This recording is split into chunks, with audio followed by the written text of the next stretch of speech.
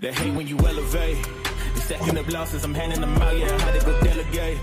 It feel like I'm floating, I'm lost in the moment, I swear I could levitate. They never believed that I would really fly, I had to go demonstrate. I had to set them straight. They hate when you elevate, elevate, elevate. They hate when you elevate, elevate, elevate. Yeah, they hate when you elevate, elevate, elevate. They hate when you elevate, yeah. I had to elevate. I'm way too fly. Yeah, I'm feeling myself. Ain't no chance I'm coming down, no. Got a soul view to myself, yeah. Why would I give it up? Why do they wanna come take my place? I work too hard for it, don't need a replacement. This my vocation. Now I got rollies all in rotation. Hop on a jet just to take a vacation. Remember the moments was trapped in the basement. Now the hard work is all taking me places. Water all black like we trapped in the matrix. Bet on myself and go ball out in Vegas. Living a life like I'm rich and I'm famous. Don't see the grind that I know that it came with. Oh. I ain't make it this far for myself, yeah. I had to prove to everybody else. I had to set them straight. Yeah, I had to borrow. I had to renovate. I know they hate when you elevate. The second of losses, I'm handing them out. Yeah, I had to go delegate. It feel like I'm floating, I'm lost in the moment. I swear I could levitate. They never believed that I would really fly. I had to go demonstrate. I had to set them straight. They hate when you elevate, elevate, elevate. They hate when you elevate.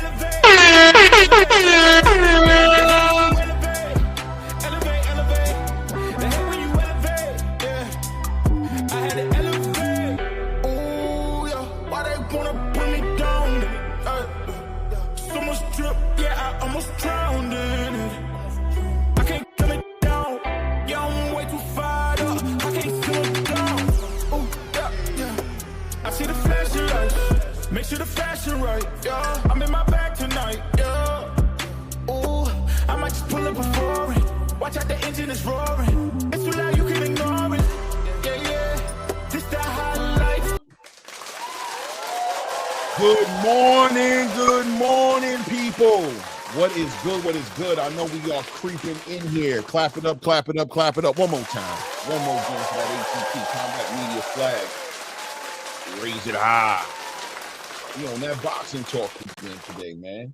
Yeah, everybody creeping in the building. I know how it goes, man. I know how it goes. Salute to the people who popped in early this morning. Eastside, Easy, Kalia. How you doing this morning? Ladies and gentlemen, lady and gentlemen. You know what I'm saying? In the building. Salute as you come in the building. Please remember to hit the like button. Subscribe if you haven't subscribed yet. We got things to talk about today. As normal, right? Things have moved a little bit. Yesterday, we talked about Jermal and the options that he had on the table. Obviously, he had a lot of decisions to make, and it looks like the decision may have been made. And are we surprised? I don't think we're supposed to be surprised. I'm not surprised. It is what it is, right? But as I stated yesterday, if you're under a rock or something, Jermal Ennis is a legacy fighter.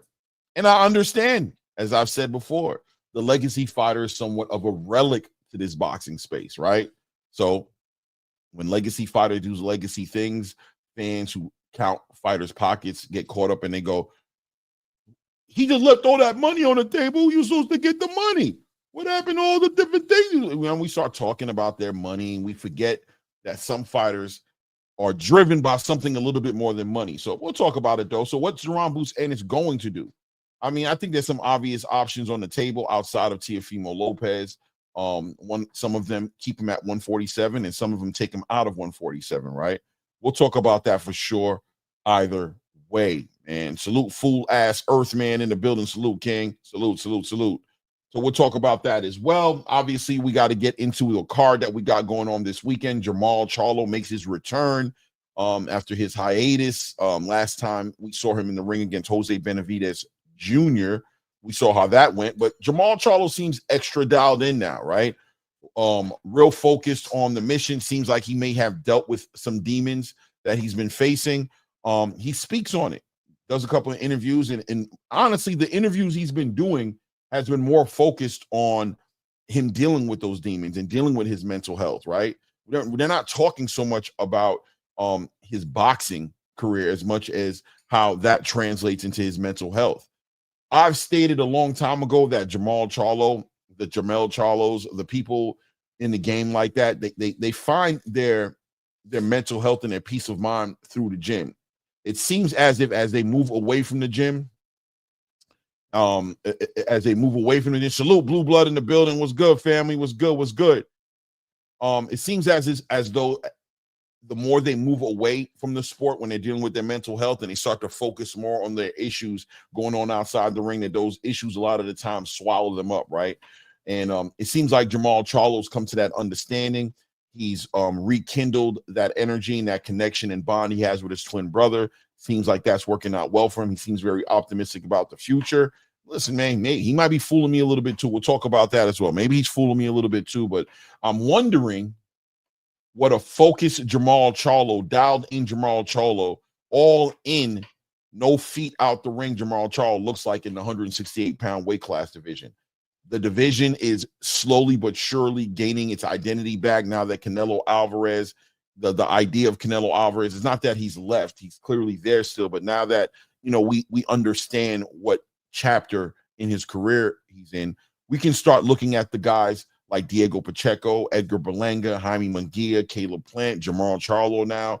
We can start looking at other fighters in the division and start to see what the division is going to look like once this thing gets fully moved over, right? On the back end of Canelo Alvarez, potentially, maybe he'll fight one or two more fights after the Terrence Crawford fight. We'll see what it looks like, what those fights look like. But we've got some up-and-coming 168-pounders right now, and Jermal Charlo just brings more wrinkles to that game. We'll talk about that as well today. We'll talk about Subriel Matias today and Alberto Puello. We'll talk about the 140-pound weight class division in the face that it's going to start taking, right? It's moving in a direction that's good as far as I'm concerned. And, of course, Teofimo Lopez in the news as well as a 140-pound WBO champion, as usual, not showing interest in the actual division, putting all his eggs inside the basket of making the biggest super fights outside of the division, whether it be 147 or even as high up as 154 to fight Terrence Crawford. Fights that are very unlikely going to happen. He has to know that at this point. He's threatening retirement. We'll talk about Teofimo Lopez, his relationship with Turki Al-Sheikh, how he's looking at the game right now, and how are we looking at the game as far as Teofimo Lopez is concerned. We'll talk about that as well. Guys, we're going to tap in and also talk about Moses Atuma today. I want to build with him. Moses Atuma just got pushed up to number 1 in the WBO rankings in the heavyweight division. Look, the heavyweight division has always been Turki Al-Sheikh's. That was where he stepped into the game, right? He wanted to affect the heavyweight division because what does the saying say? As the heavyweight division goes, so does the rest of boxing. So the heavyweight division is doing great, looking real healthy. Although America doesn't have seem to have that presence in the division as we'd like to have it have historically, but in due time, right? As the division becomes more attractive, more exciting, the paydays are there now. You have an investor in the division, and you have some great fighters in the division. Who knows what can happen? But Moses Atuma had a great performance this past weekend, and being pushed up in the rankings, in the WBO rankings, the way it is. We'll talk about that. Frank Warren, how he sees it. Will he be fast-tracked? Frank Warren says it's a marathon, but at the same exact time, when opportunity knocks, right? We'll talk about all those different things. At some point in the show, we're going to open up the panel, and we're going to get the community to tap into a lot of the topics that we're talking about today, right? Salute to everybody who's in the building right now. Looney, salute, man. Been a minute, man. Been a minute, Looney. Good to see you in the building, man. Hope everything's been good with you, man. Hope you've been working on yourself and prospering in that space, man. Good to see you back in the building, man. Mr. Lightning in the building. Clay. Let's get it, Mr. Lightning. No doubt, man. Salute to you, King. Salute. For sure, man. Let me take a sip of my tea. I've been on that tea past couple of days, tea and lemon, you know what I mean? Kind of trying to chill off the coffee a little bit, but that's my thing. I've been trying to chill a little bit. Where do we start the conversation at today? Well, first of all, let me get my little thing up here. You know what I mean? Let me get this going. Hold on a second here. Yeah. Just in case you forgot, hit the like button, subscribe, comment, all those great things. Support the channels that support boxing, right? Do that. And guys, by all means, don't feel restricted at all to put some color in the chat. Don't feel no restrictions. You're completely free to do that here. I won't tell nobody if you won't tell nobody. You know how we carry it, right? So where do we want to start today? Let's start off with the elephant in the room. Let's talk about Teofimo Lopez this morning. So, guys, yesterday we talked about Jermal Boots Ennis and the options he had and the pressure the game is putting on him. He's in the crosshairs of the game again.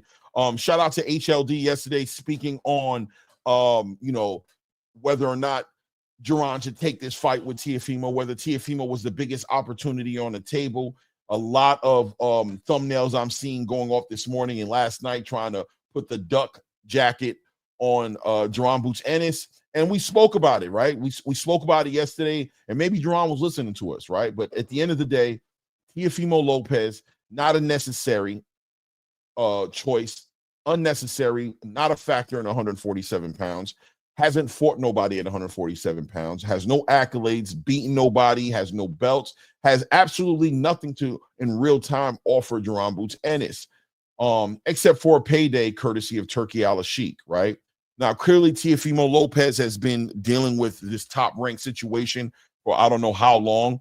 The indifference has been there probably ever since the George Kambosos fight, right? Just feeling like he wasn't being treated correctly, he wasn't being promoted correctly, but at the end of the day, always being held down by a championship belt that he got underneath that top rank banner, and just wasn't going to get out of that contract. And Bob Arum's just too intelligent, right, to make that happen. So Teofimo's been very rebellious, has had a very rebellious spirit and energy. Not to mention the newfound fame he's found for being boxing's biggest racist, right? Is he a racist? Isn't he a racist? I mean, look, I don't know. I'm not in Teofimo's head, but I can tell you the way he communicates to the space, the things that he says and the things that he does, he couldn't be upset at anybody who would think he was racist. It is what it is, right? But he's moved on it and stated that he's used it as a marketing strategy and things of that nature. Salute everything boxing. Salute to you, family.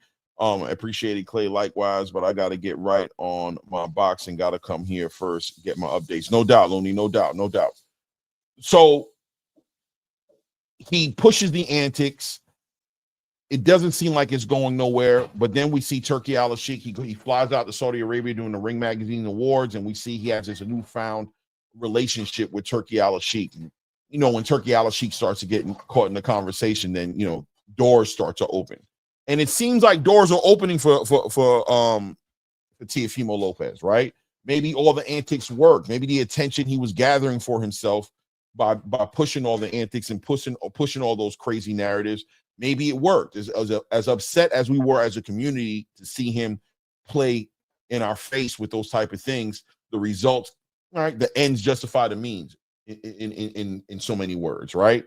Maybe it did work for him.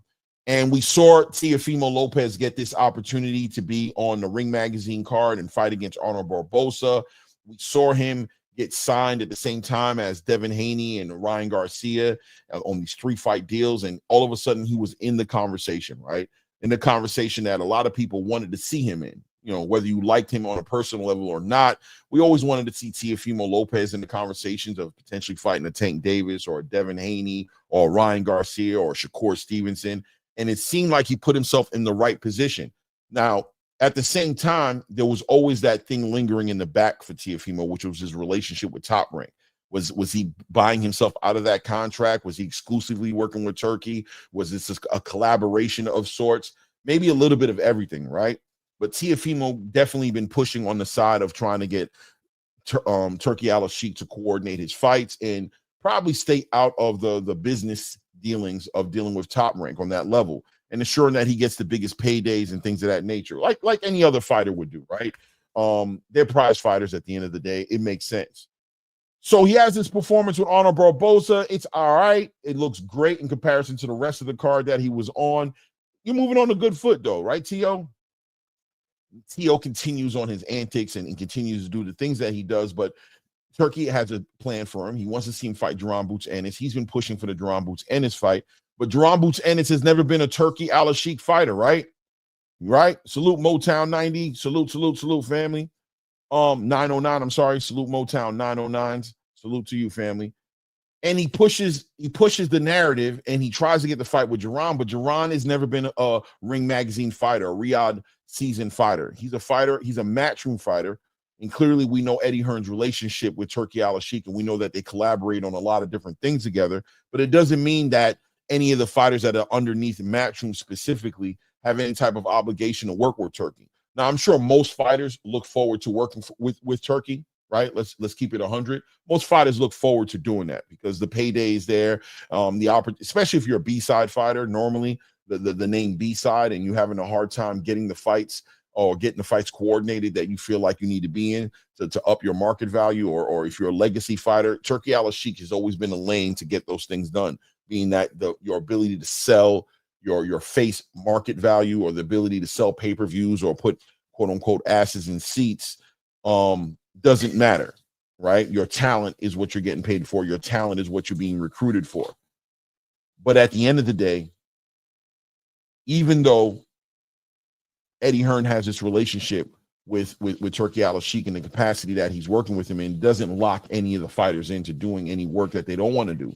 And we saw Jerron Boots Ennis, Eddie Hearn, and Turkey Al-Sheikh go through it a few months back when they tried to coordinate a fight between Jerron Boots Ennis and Virgil Ortiz, right? We saw how that ended up working out. Jerron Boots Ennis pulled out or never even signed up to fight Virgil Ortiz and moved on, and we saw him do what he did with Emaniana Stanionis and become a unified champion in the 147-pound weight class division. And he's always stated and stood on his square about what his goals and what his agenda and what he had his ambitions aligned with getting done. So if there's an opportunity on the table like fighting a Brian Norman, that's where he's probably going to put his attention, right?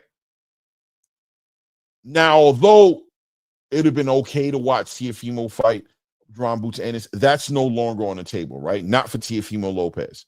So what's the next option for Teofimo Lopez? I think a practical, logical thinking mind would say, get the next best thing, which Turkey Al-Sheikh has communicated that he's interested in lining up a fight between Devin the Dream Haney and Teofimo Lopez.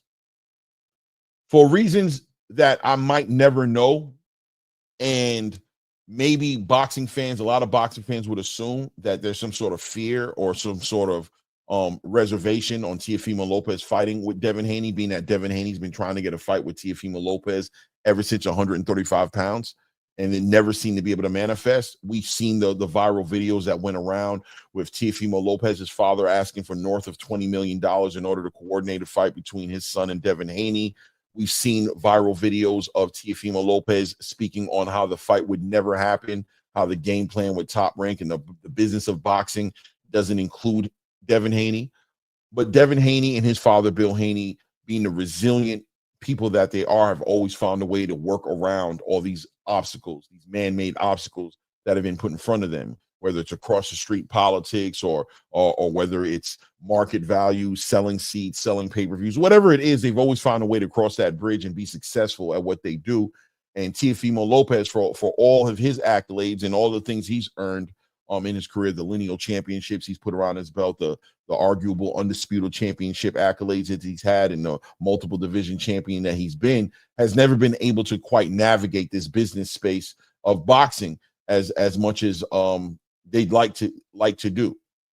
But here we are in a moment right now where Teofimo Lopez, call out his nonsense, found himself in a position where he's there with Turki Al-Sheikh, but still not being able to get the fight he wants. The question is, will Teofimo take the fight that he can get, right? And the fight that he can get, and that's in front of him, is Devin Haney. Now, Teofimo Lopez has put out some tweets referring to his possibility of considering the possibilities of retirement again. We know we've seen this game from Teofimo before. We've seen how he's carried this. He's always been willing to use the retirement game as some sort of leverage to, I don't know, to top rank at times. And maybe he's doing the same thing now with Turki Al-Sheikh. Who knows what he's doing? Either way, I've never seen that manifest into anything good for him, right? He usually ends up coming back and just dealing with and fighting with who they have on a table for him. At the end of the day, he's a working man. He's a wealthy, I guess, somewhat wealthy, successful fighter, but not wealthy enough or successful enough to just walk away from the boxing space. At least he wasn't able to do that before. We'll see what he does now.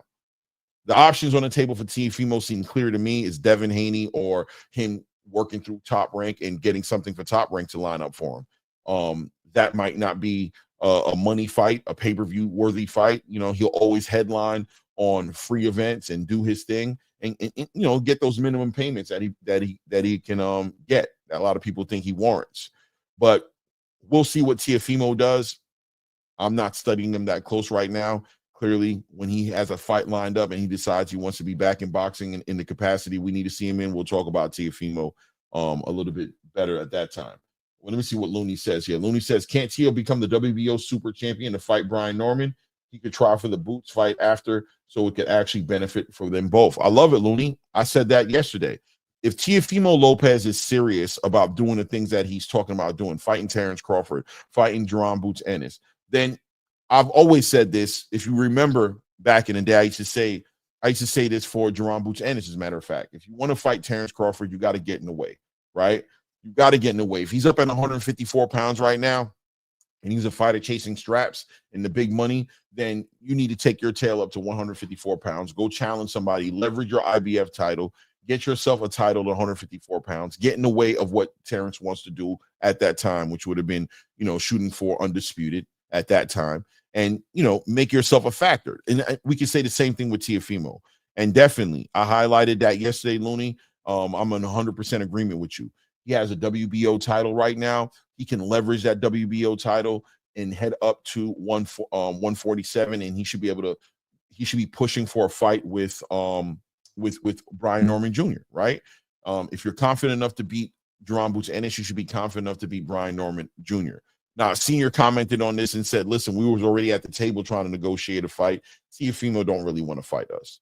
Because there was an opportunity, an option for him to fight him. They're both top-ranked fighters. Brian Norman is a top-ranked fighter. Teofimo's a top-ranked fighter. This is a fight that can easily be put together. Teofimo either wants it or he doesn't want it. He has those options. So if you want to get in the 147-pound weight class division conversation, and a matter of fact, you could steal that fight away from Boots, right? Because Boots is trying to get that fight with Brian Norman, and Brian Norman is trying to fight Boots. Maybe you can go up in there, sweeten up the pie a little bit, get Turki Al-Sheikh involved in the conversation. Now, you know, you put yourself in a position where you could potentially beat the fighter who has that other belt, sit on a WBO title, and give it Boots an opportunity to unify and become a 3-belt unified champion in the division. There's all those options there for Teofimo. But Teofimo, sometimes you got to read the plays for what they are. Yeah, you want these fights. And the same thing I said about David Benavidez. Yeah, you want these fights, but time is starting to show as we watch you, we have to question how bad do you want these fights? Right? How bad do you want the fights? What are you willing to do to get the fights? Because if you're only willing to do the minimum and it has to go your way, or then, you know, there's an argument there to say that you might be blowing a little bit smoke up your fans' tailpipes, right? Pause. And you're really not into the boxing space the way you say you are, right? Shout out to my boy, my Aki, free. Oh, God, man, I'm about to say freaking Flyer frequency in the building. Salute, family. Walaikum salam, King. What's good with you, man? Salute to Randall 700 in the building. What's good with you, Randall? Hope everything is good. Looney says he could be the mandatory if he truly wanted. I don't think he sees the money there or something. It's not about the money. It's not about the money with Teofimo. I mean, I'm starting to get past the silliness of it all with a lot of these fighters, man. You know, one thing about Turki Al-Sheikh that he's consistently brought to the space is he's eliminated the money conversation. The opportunity to make money with Turki Al-Sheikh is endless, and that's not the issue once you get into business with Turki Al-Sheikh. The question is, people are starting to get exposed. How bad do you guys want these fights? That's what it comes down to, right? How bad do you want these fights? The money's there, but will you concede? Will you fight the fight across seas? Will you fight the fight? Like what intangible is there that is stopping you from making these fights that make the most sense, right? I don't know. You know, these guys can speak for themselves when it comes to it, but at the end of the day, they're not manifesting into the big fights. You know, a lot of disappointment in, like, when we speak about David Benavidez and just watching how he moved in recent times, and always looking at David Benavidez as that dog fighter who's willing to fight anybody, but at the same time, you know, here you are given an opportunity, the money's there, and you still find your way in a position where you're not fighting that fight. It makes him question things. And the same thing with Teofimo Lopez, bringing it full circle to say that Teofimo, there are options out there for Teofimo. Clearly, he's a lineal WBO champion, 140 pounds. The 140-pound weight class division is an interesting division. There are a lot of fights there for him to make. There's Gary Antoine Russell sitting there for unification. There's Alberto Puello there for unification. Clearly, there's a Devin Haney fight with a lot of money on the table there for him. I mean, there's even Richardson Hitchens that's there for a payday and for an opportunity to unify. Or there's opportunities at 147 with Brian Norman. There's other ways to go about it. If the threat's going to be retirement because you can't fight a fighter who has nothing to gain fighting you, then, you know, it kind of speaks for itself, right? It speaks volumes for itself. Salute to Bruce Gass in the building. How you doing, Bruce? Hope everything's good with you, man. Salute to you, family. Salute to Legacy Remains, man. Assalamu alaikum, Aki. What's good with you, family? DGO82 says, exactly. Turkey is exposed a bunch of hype jobs and phonies. Yeah, you know what I mean? And Turkey's presence is really exposed American boxing to a large degree, right? Because not only is exposing the fighters who don't want to fight, but even with that event that happened with Fatal Fury, you saw how fighters act when they get the bag. You saw the entitlement and the lack of consideration for the boxing space. This is the story behind why the boxing space in America looks like it does. It's because the boxing fan and the boxer have lost the connection. There's a desensitized campaign that's happened to where the boxer is no longer concerned with providing entertainment to the boxing fan, and the boxing fan is no longer respecting the boxer enough to respect what he does or the fact that he put his life on the line in the ring, which in turn, in my opinion, turns the boxer into that fighter who no longer is taking the fan into consideration. And that's what Turkey's exposing, that when given an opportunity, the fighter's going to take the money and he's going to give the fan the bare minimum, because at the end of the day, who cares? They love you today, they hate you tomorrow. And I think that's the big difference between the American boxing space and overseas, right? I just watched a fight this morning between, I can't remember his first name, Rikishi something or another, versus Eduardo Nunes for that IBF title that happened in Japan. Now, the fight was a great fight. Eduardo Nunes walked away with a majority decision, as he should have, a unanimous decision, as he should have. But Rikishi was still celebrated by the fans. He was still walking around the ring, bouncing to the fans, and the fans were screaming at him, celebrating him being a warrior and understanding what he put on the line and that he gave everything he had. He didn't walk out a loser of anything but that title, right, in a mark on his record, but he walked out a motivated, celebrated fighter.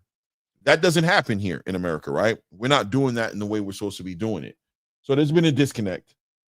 There's definitely been a disconnect in the boxing space with the boxing fan and the boxer. And that's what Turki Al-Sheikh is showing by putting these events here, by the pay-per-views not selling when it's here, by the people in the building maybe not looking the same way as what it looks like in Europe when they show you in the UK, where 80,000+, 50,000+, 90,000+ people are showing up in the building cheering on these fighters. When you watch that Conor Ben Eubank fight that didn't even have a title on the line, right?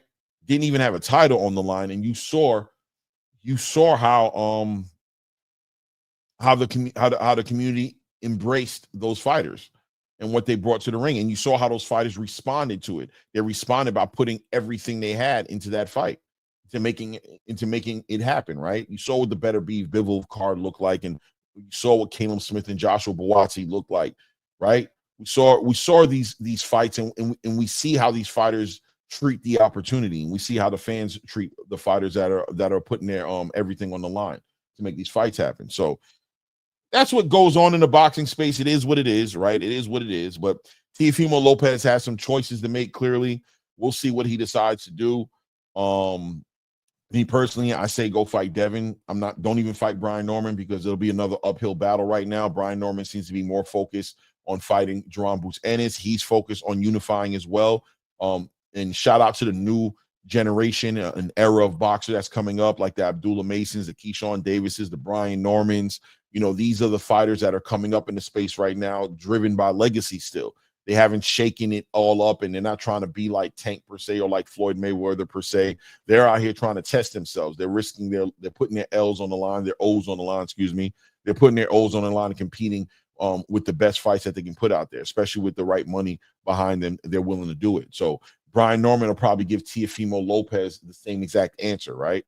If Teofimo Lopez tries to fight Brian Norman now, they'll probably tell Teofimo to take a back seat. We can make that fight happen, but their priority, at least I'm hoping, and it looks like from Senior's point of view, their priority seems to be getting a fight with Jerron Boots Ennis. So Teofimo Lopez's best option is probably going to be to stay inside that 140-pound weight class division and shoot for a unification. Add more accolades, build more market value, build value for yourself, and you can leverage all that value at 147 pounds when the moment is right, when the time is right. Salute to Just Do Boxing in the building. Salute, King. How you, family? Good to see you in the building, man. Blaze Pound for Pound TV in the building says, I don't think the Charlos have what it takes to compete at a high level now. Jermal been dealing with his personal issues, and Jermell fat his biggest check of his career against Canelo. Yeah, we got to see, man. We got to see what the Charlo brothers are going to do. Listen, man, on Jermall Charlo's last showing, he looked decent to me. And like he said in the interview, that was him dealing with mental health issues, not sleeping at night, all those different things that were going on for him. And Jermall Charlo's always been, and I was talking to Ray Davis about this, right? And I've always looked at the Charlo brothers as angry people, you know what I mean? And I had some fear and some concerns and reservations about what happens when you remove the anger, when you remove that edge, because that's what makes them who they are in the space.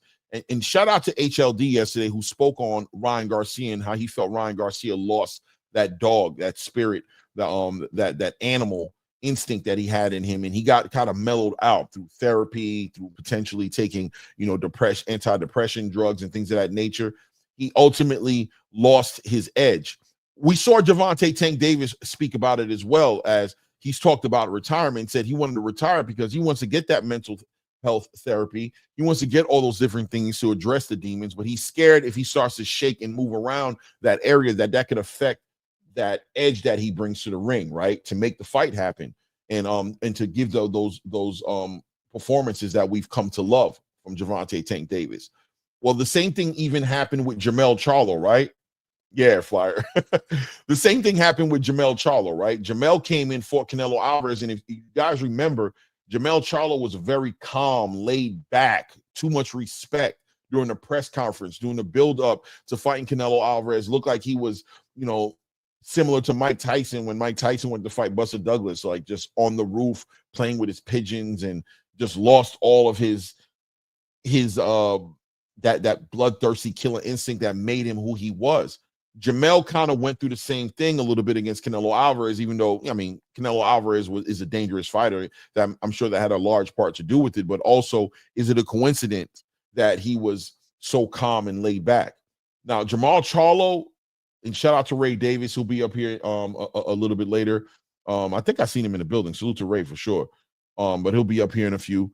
Jermall Charlo's always been kind of he's always had a side of him that's kind of been poised, right? He's always had a temperament about him that, although he could be angry and have that keep running your mouth energy that the Charlo brothers, that the Lines Only brand has always brought to the table, he's always been able to kind of like wade out a little bit and be calm. And even fighting against Jose Benavidez Jr., dealing with all that mental health issues that he was dealing with, not sleeping at night and dealing with his personal life issues, he did seemed like he was able to compartmentalize, put those things to the side, and focus and dial in on the task at hand, which was the fight in front of him in Jose Benavidez Jr. And he looked decent in that fight, considering that he was on a 2-year hiatus before that fight came about.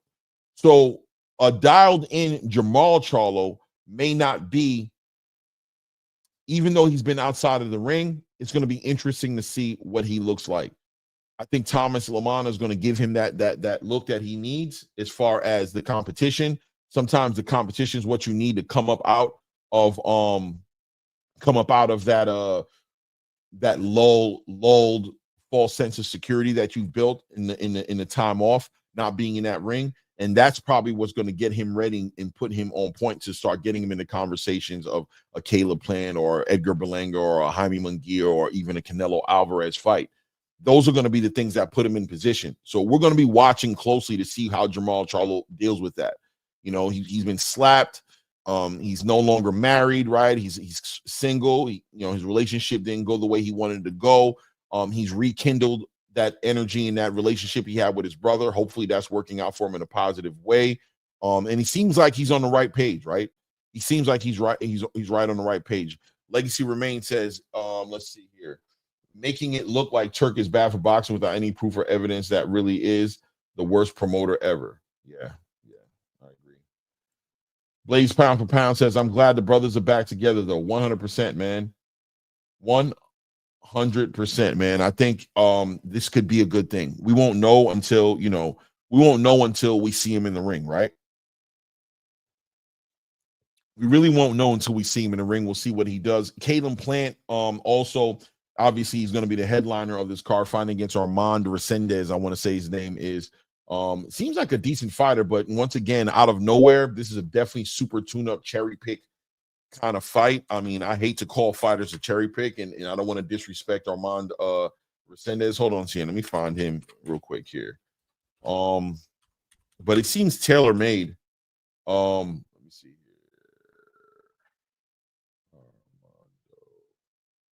I need to pull him up a little bit here and get an idea of what we're looking at here. Armando. Is this what we're talking about? Yes, it is. Yeah, we're looking at a fighter, 15 wins, 11 knockouts, 2 losses. He's been knocked out once. This fighter is a fighter who's just coming off of getting TKO'd by Elijah Garcia. You guys remember Elijah Garcia fought against and lost against Kyron Davis. Elijah Garcia, he's kind of been on a bit of a, trying to get it back. In his last fight, he got gifted a decision, in my opinion. A fighter, Elijah Garcia is a fighter who I thought was going to be a lot better than what he's shown us. And I wonder how committed he is to the sport and committed to this boxing space. Really laid back dude. I spoke to him one time via Mill City one time, and I remember the feeling I got when I walked away from talking to him was that he gave me a Dexter vibe, right? Remember Dexter, the serial killer at night, but looked like the innocent crime scene specialist in the daytime, but at night he was really a stone cold killer, right? Elijah Garcia gave me that vibe, but fighting against Kyron Davis, really kind of got exposed, couldn't deal with the pedigree, with the IQ, just wasn't there to compete. And he stops Armando Resendez, right? Armando Resendez, clearly a Mexican background, orthodox fighter, shouldn't be that much of a challenge for Caleb Plant. This fight has got to be a fight that's a tune-up to get Caleb ready and keep him busy as he gets ready to fight a big fight, whether it be against Edgar Berlanga, which is a fight he was campaigning for to happen before this fight, or whether it be against whether it be against Jermal Charlo after this fight, right? So we'll see what ends up coming out of it. I'm expecting Caleb to do what he needs to do, right? Against Armando Resendez. And I think the big fight that everybody's going to be looking at, that I'm going to be looking at, is definitely going to be Jermal Charlo. I think this is a great fight for him, a fight where, we get to see what he's been working on. I know we'd love to see him against bigger challenges, but, considering his mental state and the things and the demons he's had to fight through to get to this point right now, I'm interested in seeing how that's how he's been affected by that and what kind of product we're looking at. And has he really returned? Is Jermal Charlo really back, or is he here for a paycheck? Is he going to get his little payday fighting against Cornflake Lamana, or is he going to take this, use this as a stepping stone, and get active again? Are we going to see Jermal Charlo get back to being an active fighter again, and get into these conversations, man? Because there's a lot of things going on at 168. I think a lot of us want to see what he looks like against Canelo. We want to see what he looks like against a lot of his counterparts at 168. And I believe this will be his first 168-pound fight, if I'm correct. Don't quote me, but I believe his last fight against Jose Benavidez Jr. was a catchweight fight, right? So this will be his first 168-pound fight. So let's see what he looks like in the division. Let's see what we're looking at here. Cameron, salute, Queen chat. Salute to you, Cameron Fields. Salute, Queen. Hope everything is good. Charlo has to shine on this. Yeah, Champ Ross. Yeah, for sure, man. He does, man. If he's making if he's truly making a return, if that's really what's happening, then yeah, man, he needs to have a showing.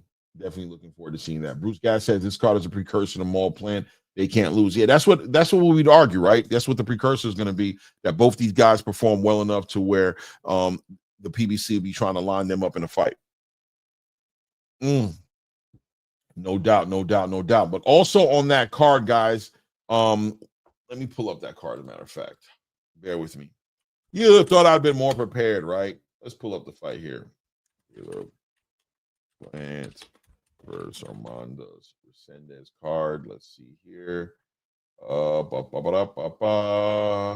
the PBC site. That's probably the best place to go. Probably give it to you just the way you need to see it. Oh, no, Subriel's not fighting on that card. Is he? He's not fighting on this card. Oh, he's fighting on the Ring Magazine card, huh? Do I got it twisted? Hold on a second. I know we got Kyron Davis fighting on the card. Hold on a second here. Let me look at the Ring Magazine card. Help me out here, guys. Is Subriel Matias on this card? Am I going crazy here? Hold on. Fights. Let me see this card here.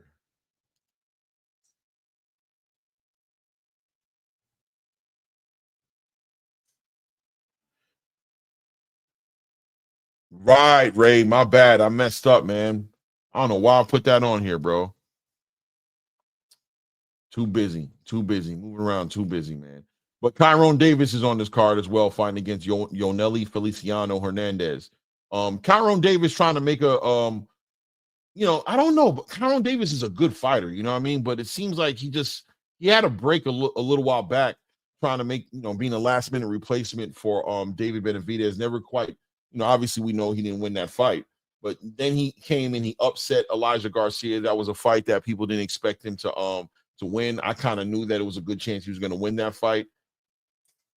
His last fight, what was his last fight here? Let me see what his last fight was. Kyron.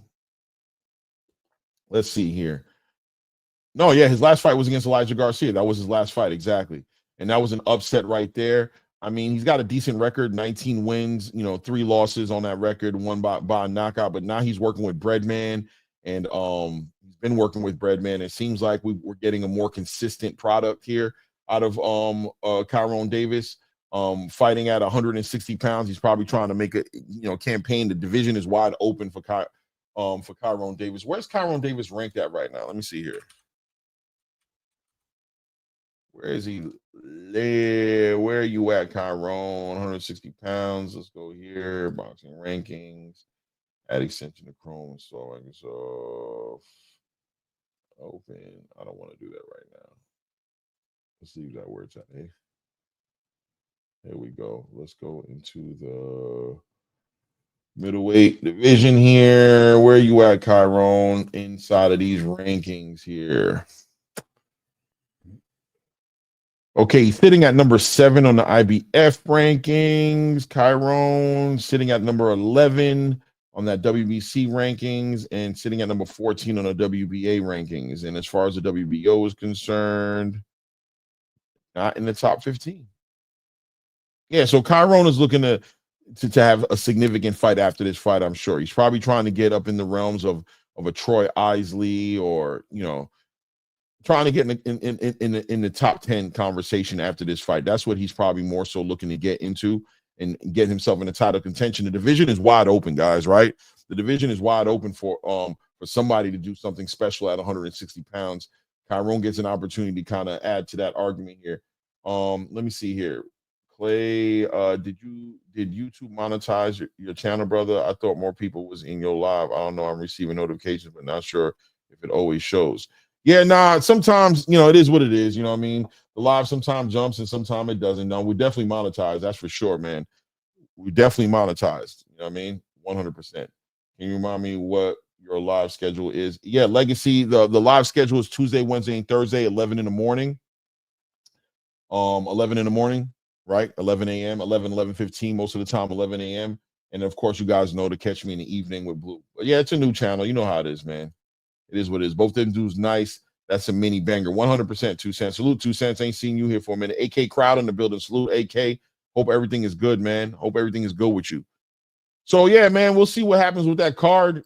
That's going to be a decent card. I think. I hope. Right? I hope it's going to be a decent card. What else is going on? Oh yeah, we have a new IBF 130-pound champion in Eduardo Nunes this morning, right? Great fight this morning. It was a great fight. Now I think the next step is we're going to be talking about Raymond Ford now. That's what Eddie Hearn said he wanted to campaign for. He wanted Raymond Ford to get in that conversation of becoming a champion and fighting against Eduardo Nunes. I've got my reservations about Raymond Ford playing around with rehydration clauses personally. But that should be a good fight. Sugar Nunes showed he's really a problem. Like the way he level changes and attacks the body and attacks the combinations are crazy. Steps forward, great head movement. He was doing a great job at cutting the ring off on Rikishi. He's really earned, like, you can kind of see where that record is coming from. That'll be a real challenge for Raymond Ford. A challenge that I think he's ready for. But like I said, with that rehydration clause, I don't like those clauses personally, especially with a fighter like Raymond Ford, who left 126 because the weight cut was kind of killing him. He looks real good at 130 right now, but with that rehydration clause, we'll see if that changes up. If that changes up anything for Raymond Ford. What does Brookcast says? WBO has ranked Moses Atuma #1. It says a lot of their credibility. Yeah, I mean, I was talking about that a little bit earlier. Bruce Gas, putting Moses Atuma up at #1, that just shows that the WBO wants to get in the conversation of getting Moses Atuma into some big fights. He's becoming a star. I mean, must see boxing, probably the most sought after heavyweight on the UK scene as far as a young guy is concerned. Last year, Moses Atuma got Prospect of the Year from Ring Magazine, and this year he's just been putting on, right, a whole bunch of first and second round knockouts. You see the pedigree in him. I really just noticed, I think in his last fight he had, that Moses Atuma is a 6'4" fighter. This is a big guy, right? I mean, in a division where you got a bunch of guys who are north of 6'5", he looks like one of the shorter guys, but he's not, right? But Moses Atuma still has developing that he needs to do. He's still a young kid at the end of the day. Don't let the size fool you. He's 20 years old. He's not even 21 years old yet. So there's a lot of development that's needed there. You can see that that the WBO obviously has some interest in getting Moses Atuma involved in some bigger fights. Frank Warren says that he's interested in the marathon version of Moses Atuma, not trying to rush him, doesn't need to rush him. And I agree. Why rush him for what, right? Lately, we've heard of Moses Atuma being in the conversations of fighting a Martin Bacoli, or now they got him in the crosshairs of maybe fighting a Joseph Parker. I don't know, right? The last thing I heard was that they were looking at making a fight happen between Otto Wallin and Jermaine Franklin, right? Common opponents of Anthony Joshua, trying to get him on that path of fighting those top 10 fighters. But it is what it is. We'll see what they do. I think Moses Atuma has a great promoter behind him, an experienced veteran promoter like Frank Warren, knows how to develop fighters, knows how to move fighters accordingly. So although the WBO is going to, push him up there at #1 and kind of put in a situation where they're going to try to get him to activate a mandatory potentially, or put him in a purse bid with, let's say, the likes of a Joseph Parker. Let's see how Frank Warren looks at it. From what I can tell, Frank Warren doesn't seem to be interested in putting those fights together for Moses Atuma right now, whether he's ready for it or not ready for it, as much as he doesn't need to. He's young. He has a lot of time in front of him. He has time on his side. He has youth on his side. He doesn't need to get pressured into fighting these big, huge fights right now, right? The boxing source. Yeah, I'll open up in a minute. First, I'm gonna open for Ray on the boxing source, and then we'll get you up here. Hold on. Ray Davis says exactly, and that's what they did with Xander and Conwell at 154, and always putting these guys in fights too quickly. It's bad for their career, pending opponents.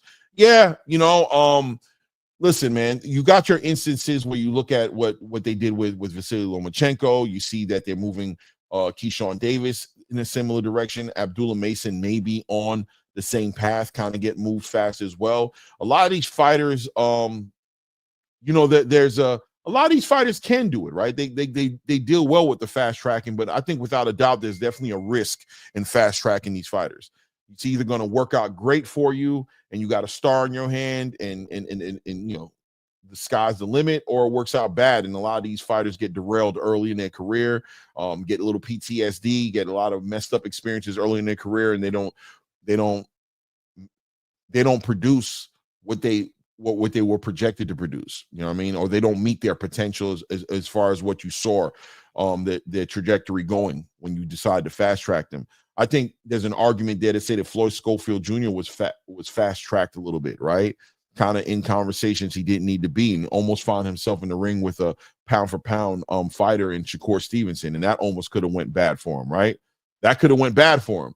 But he got sick, quote unquote, got out that fight, and now seems to be slowing down a little bit. But even now, getting in the ring with a Tevin Farmer, with the experience that Floyd Schofield's had, I think he's had one 12-round fight in his career, and now he's all of a sudden dealing with a fighter like Tevin Farmer, who's fought champions and been a champion in his own right.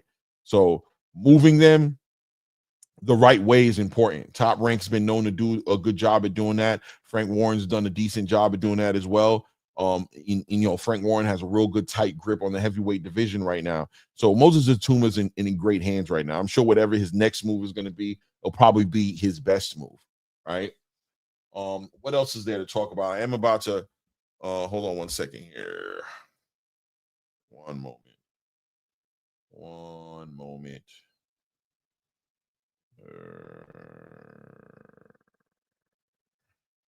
So many things going on in this phone, it's hard to keep up. All right, there we go.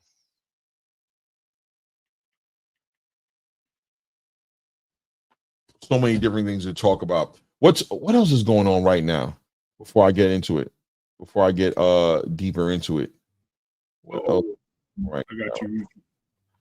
What's good, boss? What's up? What's up, man? Listen, boxing be moving fast, don't it? So listen, I said it yesterday before we got off the show. We were going to talk about all these things and then all the BS that happens in between, right? Yeah, man. Yeah, it be moving fast. It's crazy. Listen, man. I mean, let's talk about it. Do you want to continue from where we were yesterday? You want to talk about what we missed yesterday with the hit list, aka wish list?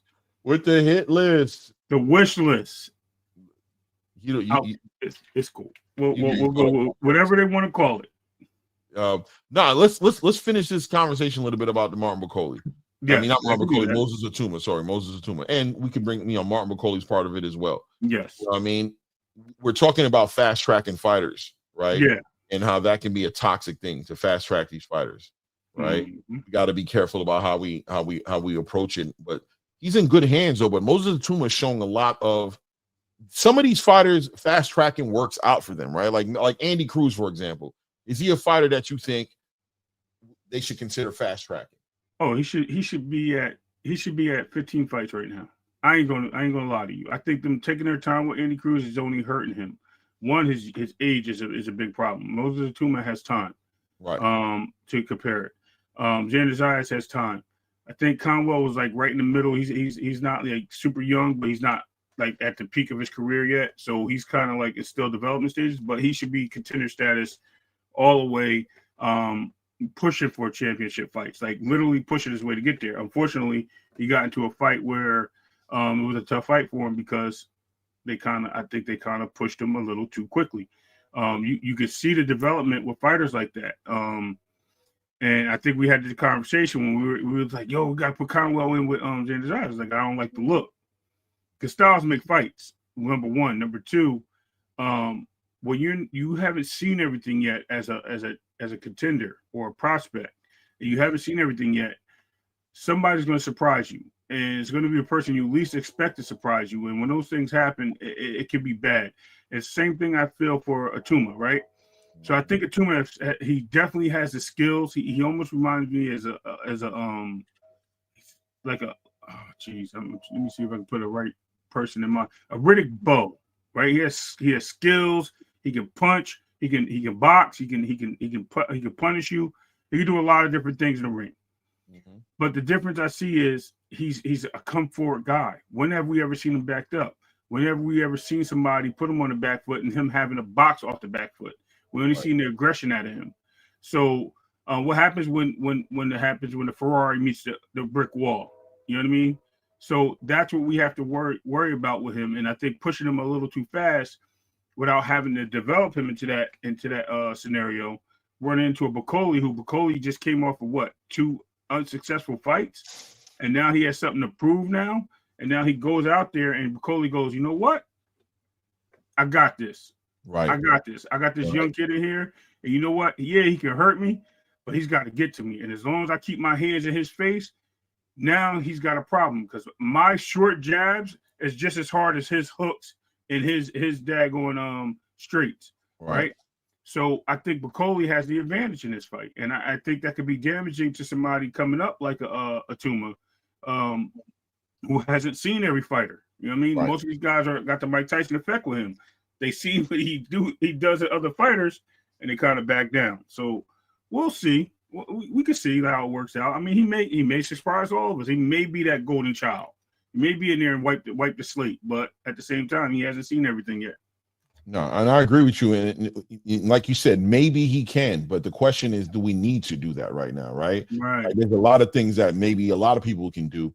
But is that unnecessary for somebody who has the time? If you have the time, it's kind of like if you get knocked down, you can get up at 2 or 3, but you need to get up. Can you just hold on to the 6 and 7 mark and get as much rest as you can out of it, so you can recalibrate as much as your equilibrium that was thrown off. So give your best chance of surviving the rest of the fight. And not to say Moses Atuma has been knocked down, but he doesn't have the pressure on him like you said, like an Andy Cruz or even like a Bruce Carrington or fighters that started off later in their career, in their professional careers, and kind of need to be fast tracked to a certain degree to catch up to their peers, right? Who came in a professional space a little bit earlier. So yeah, man. I think Moses Atuma is a great talent, man. I mean, I was celebrating the living daylights out of him the day after the fight. Called you up like, yo, Moses, amazing. I know what he's doing. You know what I mean? But yeah, after the smoke is all settled and you get past the silliness of it all, yeah, man, he doesn't need to move around. And I think Otto Wallin and Jermaine Franklin, one of those fighters, are great fighters for him. Mm-hmm. Those guys, are fighters who fought champions. Otto Wallin fought Tyson Fury, fought Anthony Joshua, right? He has some good wins on his record as well. He just recently fought Derek Chisora, right? Lost that fight, but common opponents, fought champions, championship level, that would be a fight, world level fighters, right?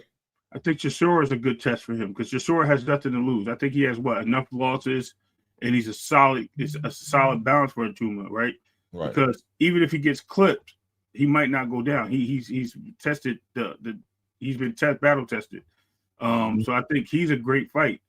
And if he loses, no one's going to cry over spilled milk. Like, they put him in there after this, and that. Right. He's on a win streak. He's ranked like number 2 or something like that in the IBF or whatever the case may be. You know what I mean? So it's a great move for somebody like Chisora to get into a fight with Atuma. They're both from the same country. They'll sell out. It's a big name versus an up-and-coming star.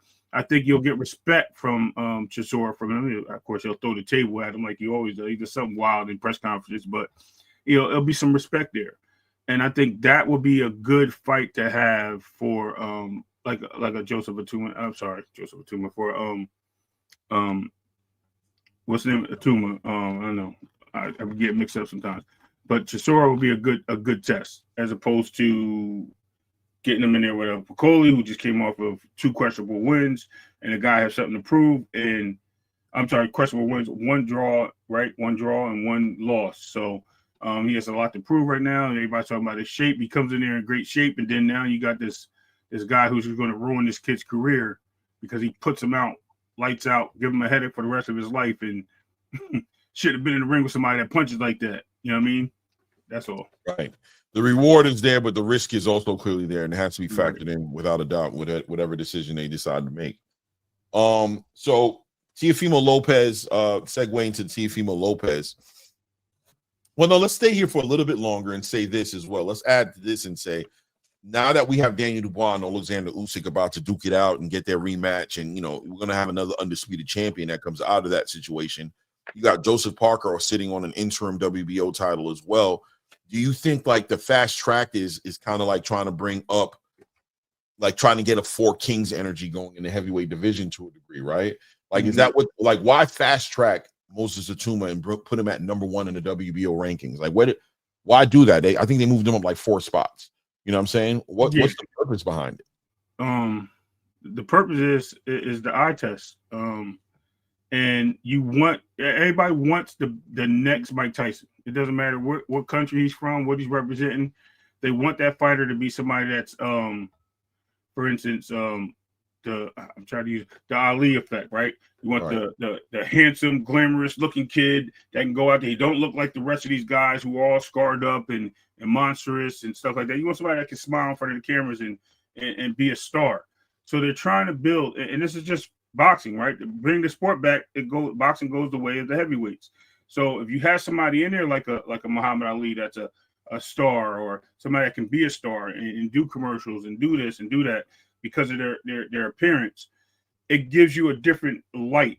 That's why we were looking for certain things with American boxers like Jared Anderson and who was the other guy before him? I don't even know, but regardless, they're looking for that. They're looking for that next star to bring the heavyweight division back. So now they can bring boxing back to the forefront, because now most of the Tuma starts knocking everybody out. Now you have the next Mike Tyson. You have a guy that can be sold, you know what I mean, to the public and used for sponsorship for the sport. You have a guy that now is young enough to carry the division for years, so the contract is there for boxing. So it brings so many elements. So why not fast track him and get him into that position? But at the same time, are we risking damage, such as a Michael Grant? That's what I was thinking of, right? Michael Grant was supposed to be that guy.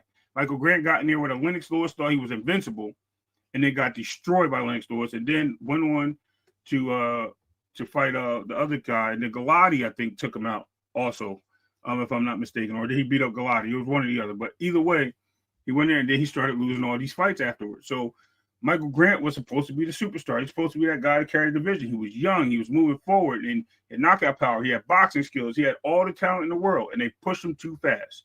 Got him in the ring, and it was over.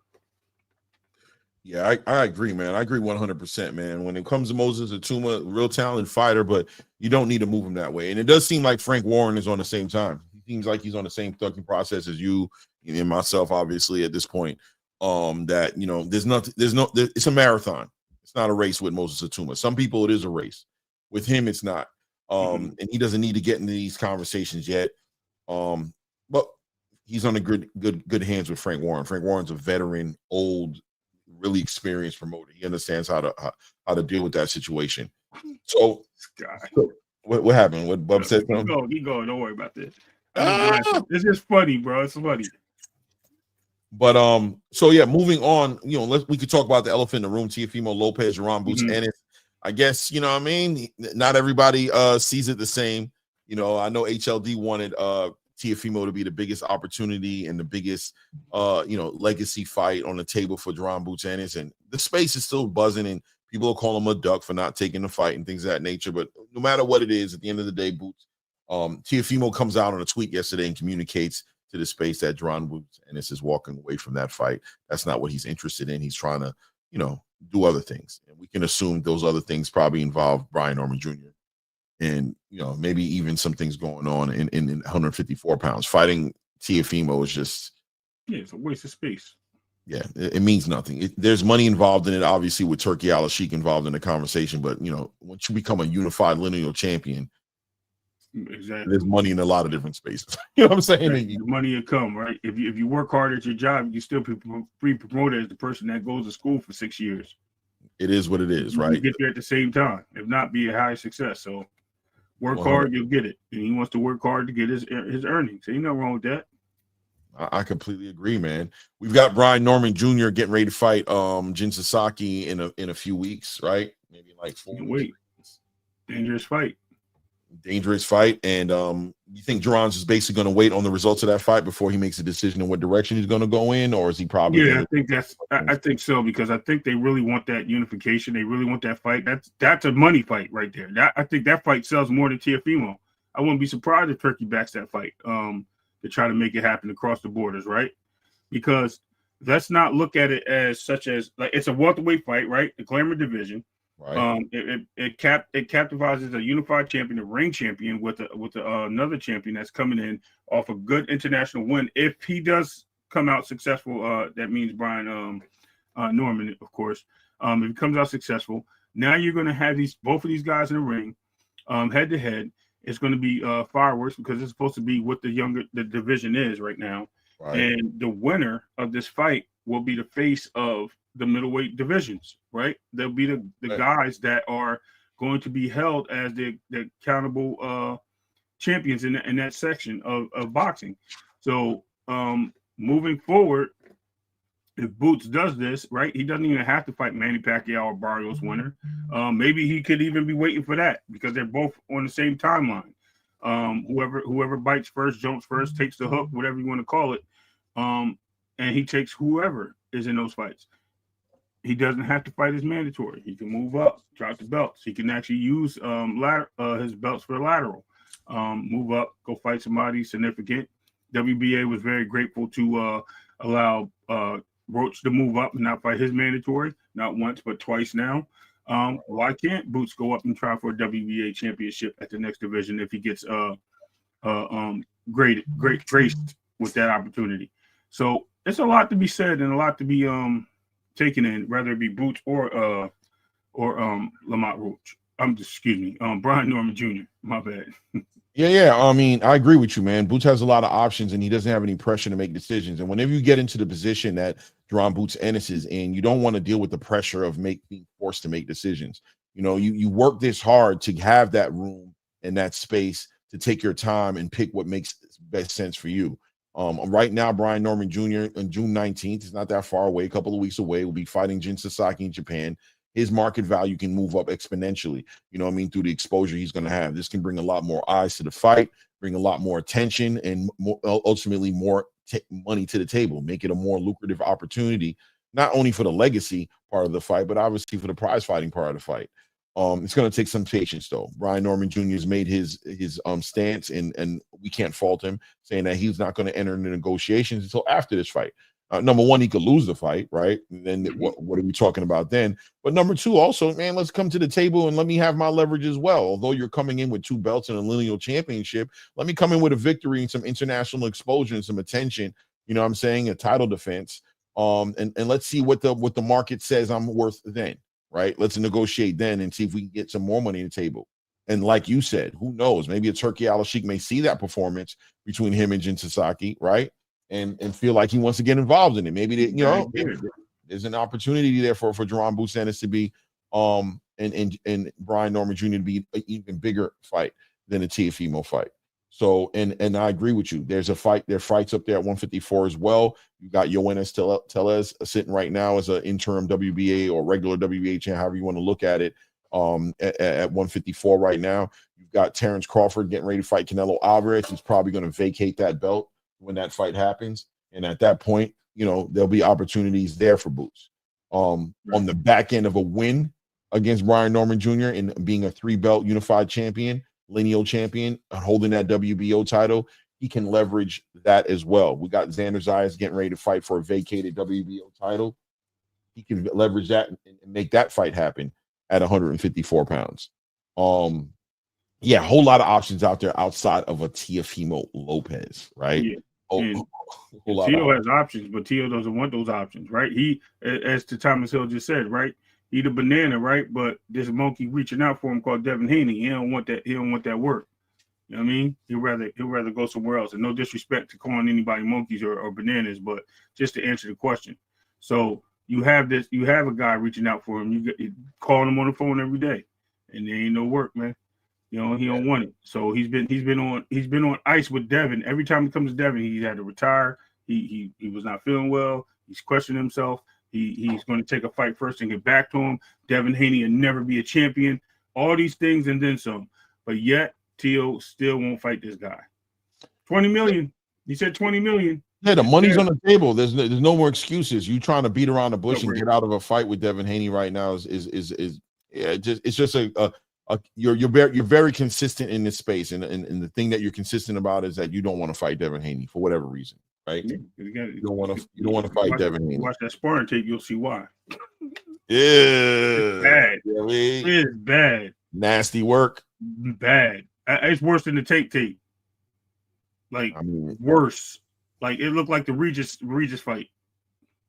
Yeah. It was bad. Yeah, it is. It was when Bub said if Crawford don't defend the belt against David, he's a duck. What's up, Rich? We want all the smoke. Bub's supposed to be pumped. Benavidez is back at 168. Bubs, are you spreading false lies or something I missed? Oh my gosh, bro! Did he drop the belt? Then that's what you're saying? What are you talking about? You know, he's what he doing. Okay. Yeah. He's playing the narrative game that the heroes play out there in YouTube. Ville that like to spread narratives, so he's just pushing the same narratives that he hears. Yeah. Nothing to do with that.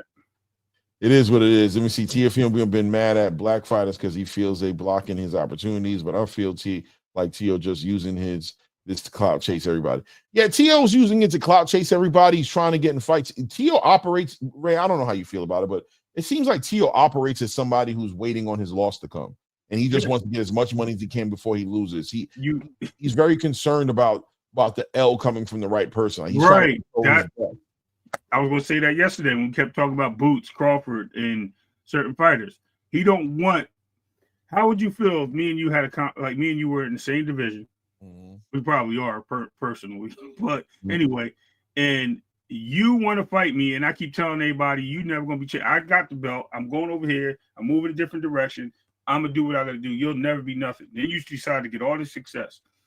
I just kicked your back in. Everything I said was wrong, and you then defied all those comments that I made or against the odds. So now you done pushed levels above me.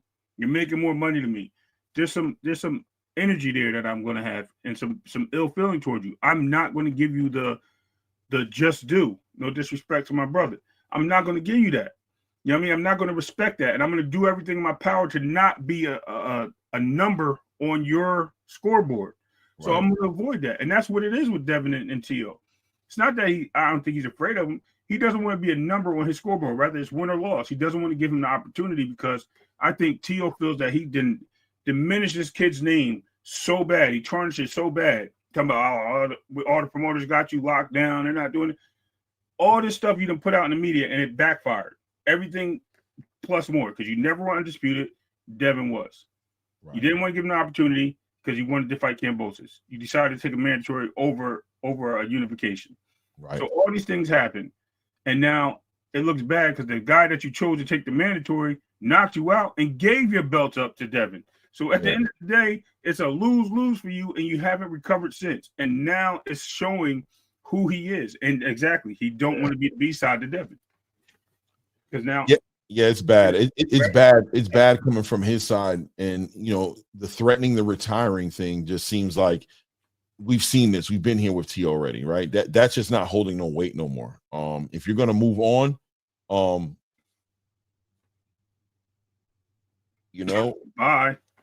Yeah, go commentate. I think he'll be a great commentator, won't he? Maybe. He might get slapped a few times. He might be worse than Paul. He got to work with a couple of black people. You know what I mean? I don't know if he's going to be over there with Pro Box. Maybe he'll go to Pro Box and work with Chris and Paulie. I don't know if they're interested in doing that. He definitely got to stick with Top Rank or maybe a Matchroom. I think he'll be a good commentator though. I really do. Listen, he's a lot of charisma. I don't dislike him for anything. Even some of the things I know he's doing tauntingly, right? I understand why he's doing it, but you're making a spectacle of it. You're continuing to do it, and it's getting cringeworthy. So that's why people are mad at you. It's not the fact that you did it for promotion. We understand what you're doing, but the fact that you keep pushing it and you keep going and you keep, if I keep going, they'll accept it. No one's going to accept this, bro. You're creating a division and hatred amongst yourself, with people in your own camp, probably your wife, ex-wife, moved away from you because of the things you probably said, the fact that you put your father before everybody in your life, and now you probably even your child. No disrespect, but he probably said, because him and his dad are like a team. It's like they're married. It's almost like the Schofields, but let's keep it here. Tio has some personal demons, and he's been saying it for a long time. I think he needs help. He's actually reaching out to the camera and asking people for help, and nobody's helping him. You know what I mean? So when you have people that turn their back on you, and maybe they did try, maybe Bob did offer some help to him, but he didn't like the way Bob was offering it, so it became a different project. Bro, it's just, we have to see what the things are, and Tio has to wake up, man. He has to smell the roses. Unfortunately, he don't want to. He want to just stay there sniffing fucking, that, who he called him a beak yesterday. He want to use that beak to just smell whatever else, the shit that's coming out the ground. So it is what it is, man. Yeah. Tio has some things to figure out. But the thing about Tio also is you can't take him seriously all the time, because he'll be saying something and there'll be something else in the works. Maybe Turkey, is interested in getting involved in some other situations, and he's trying to sell it and make it build some sort of fake anticipation, and all of a sudden the announcement comes out that he's fighting Devin Haney, and he'll take the credit and be like, yeah, I marketed it the right way. I had you guys thinking one thing and it went in a different direction. Look, if the paydays are there, I don't think I still have hope, I guess, and I'm not going to say hope because I don't care one way or another, to be honest with you, but I have thoughts in my mind that have me feeling like the Devin Haney Teofimo Lopez fight is next, that Teofimo does take the fight, that the money is too much for Teofimo to walk away from. You know what I mean? I just think it is. I think $20 million is just too much money to walk away from. I don't think you've ever been offered $2 million. According to you've never made $1 million in a fight, right? So how are you going to walk away from $15 to $20 million to fight Devin Haney in a big super fight? Whether you think you're going to win or you're going to lose, the payday is too great. What are your options outside of that? Go back to Bob Arum and have him line you up with a fight where you're getting paid a quarter of the money. For what? You know what I mean? Who are you going to go fight? You're going to fight, Subriel Matias for way less money. You're going to fight Richardson Hitchens for way less money, or fight the winner between Richardson Hitchens and George Kambosos for less money. I mean, there's a storyline there with you and George Kambosos, and obviously with Hitchens, either one of them will be a unification title fight. But none of those fights got Turkey's name written on it. He's not signing off on those fights and giving you those paydays. So what are you going to do? You know what I mean? I think they're going to do it. I think they're going to fight each other, bro. I think they are. You think so? You think they're going to fight each other? That's what Flyer Frequency just said is done deal. So I'm going to see it. Yep. Hold on. Breaking news. Teofimo has agreed to fight Devin Haney on a Tuesday night, but not signed, for August 16th. Oh, really? Well, you got that on Twitter? Yeah. I'll send you the link right now. Send it over, my brother. Send it over ASAP. I told you I told you my homie be reporting stuff crazy. Go ahead, frequent with the up-to-date stuff. Let me see here. Find the link. Here we go. Share, copy link, private chat. That's our boy. Inevitable. Yeah, Adrian be on point, bro. Just sent it. So Teofimo versus Haney was agreed Tuesday night, but not signed, for August 16th in Riyadh at 145 pounds. Catchweight fight, okay, but the fight is now in jeopardy of not happening, per Tio's tweet against Turkey Al-Sheikh. Yeah, that's that other part, right? Yeah, it's the other part. That mouth, man. Trouble. That mouth, man. It was not done, frequent. It's close, though. Let me see here what he said about Turkey. It's close. Yeah, we definitely got to sit. Let me go with his I got fired guys before things get better. I'm pretty sure Turkey put on his The last time you're gonna see a bad guy like this again, let me tell you. I think the boxing business needs a new name. Does anyone know what it should be called on Modern World? Asking for a friend. Teofimo Floyd time. Sometimes you have to let go of it all. He ain't saying nothing crazy about Turkey. I know he said he was fired. I don't know if that's what they're talking about. The fact that he said he's fired. And once again, that's all BS talk, man. Turkey ain't firing nobody. And at the end of the day, I can see T.O. saying something like that just off the strength of getting the people bubbling like, they fired. I mean, he's always throwing smoke screens up, and it's all smoke and mirrors with him. At the end of the day, I think what remains true is the money, and the money talks when it comes to the conversation with T.O. There's just too much money on the table for him to walk away from that, man. Exactly. It's just too much money. He called Turkey a dictator with a DICK. What? Okay. Hold on. Hold on. Let me This guy doing an Instagram page or a TikTok or something. Hold on. Boxing Source. Hit that link right quick. This ain't for everybody. This is for the Boxing Source. Please don't follow. I mean, you can do what you want, but you're not gonna get pulled up here, so it's all good. I'm doing this for the Boxing Source. I want the Boxing Source to come up here and build a little bit on some of this stuff. Plus, the Boxing Source is his name. He stays inside the Kool-Aid. He's always talking and interviewing the people. So definitely want the. So there he is. Damn, he wasted no time. There we go. Salute, family. How you? Yo, what's going on, Claymore? What's going on, Ray Davis? Peace, brother. Peace. Yeah, man. Hey, man, Ray, you was cooking there with the T.O. joint, man. The history with it, because we're talking about a spoiled child in a sense here with Teofimo Lopez. This is the same Teofimo Lopez that thought he was the guy, he was the man, he was everything after he scored a decision win over Vasily Lomachenko. And what he doesn't realize is that he was dealing with a company that has been in existence for over 60 plus years with Hall of Fame matchmakers, Hall of Fame promoter. And yet he felt like he was worth more than he actually is. So he tested the market. And when he tested the market, what ended up happening was Triller fucked his head up. Just be real. Triller fucked his head up. Bidding over $6 million for a fight with George Kambosos when Teofimo Lopez hadn't headlined a fight with actual fans at the time. That was a bad move. And so what ended up happening was Triller pretty much went down the drain, and he ended up fighting on a matchroom card at the theater at Madison Square Garden against George Kambosos. Ended up losing. So that took away any type of value that he had. Did he have to work his way back? Sure. But when he was at the big arena in Madison Square Garden against Sandor Martin, how many people were there? Barely any of them.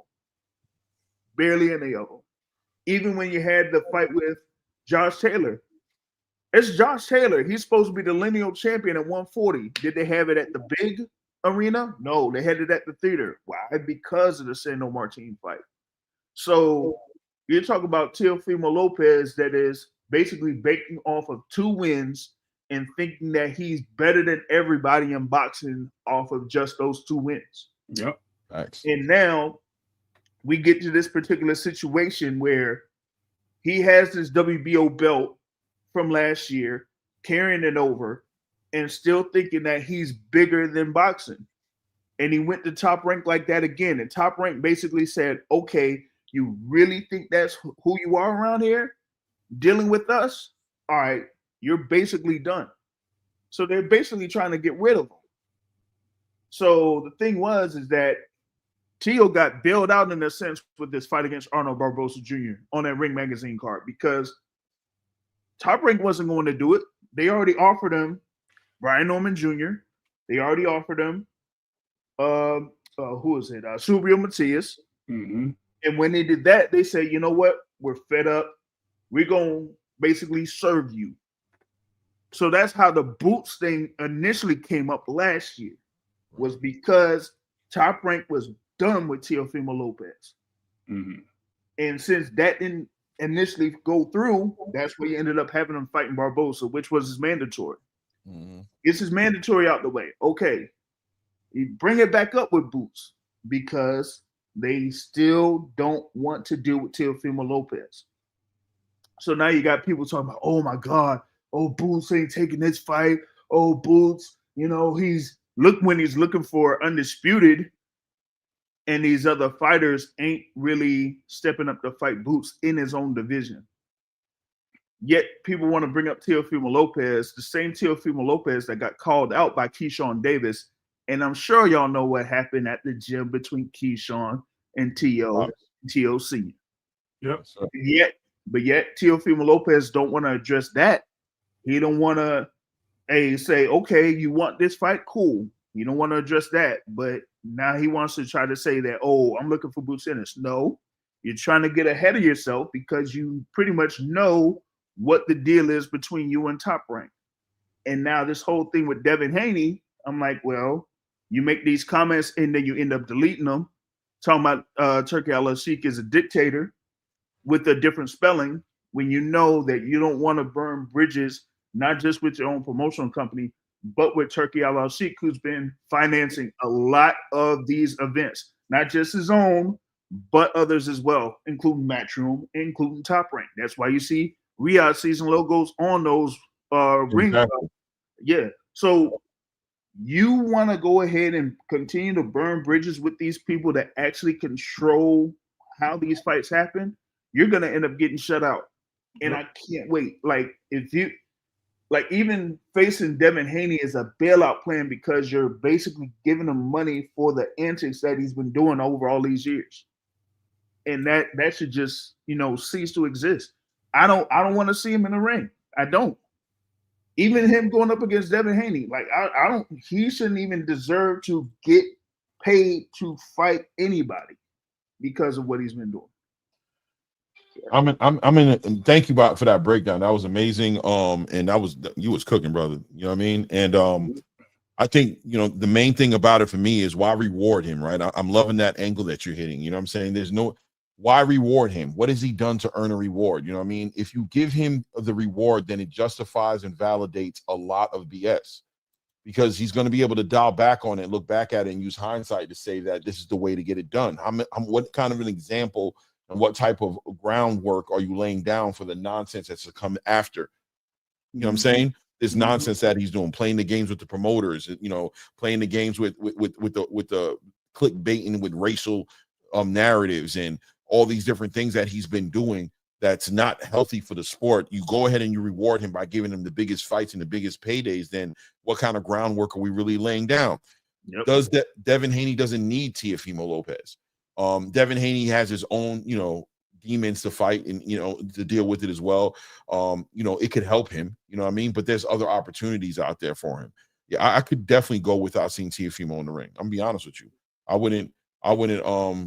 I don't need to see him in the ring. You know what I'm saying? I see somebody put some Puerto Rican flags up in there and bring up Subriel Matias. Yeah, those are the kind of fights I think he should be fighting. I think he should be fighting in his division. He should be a champion, and he should be held to the mandatories and the fights that he needs to as a champion. And he's been declining those fights. Exactly. Matias, he declined that fight. That's why I said that he got bailed out with the thing for the mandatory with Barbosa, because if I'm not mistaken, I wasn't sure if he was even due for the mandatory since he was a super champion. So I had to check the dates on that. But Barbosa was this mandatory, but still with him being a super champion, he gets 18 months, per mandatory defense on that.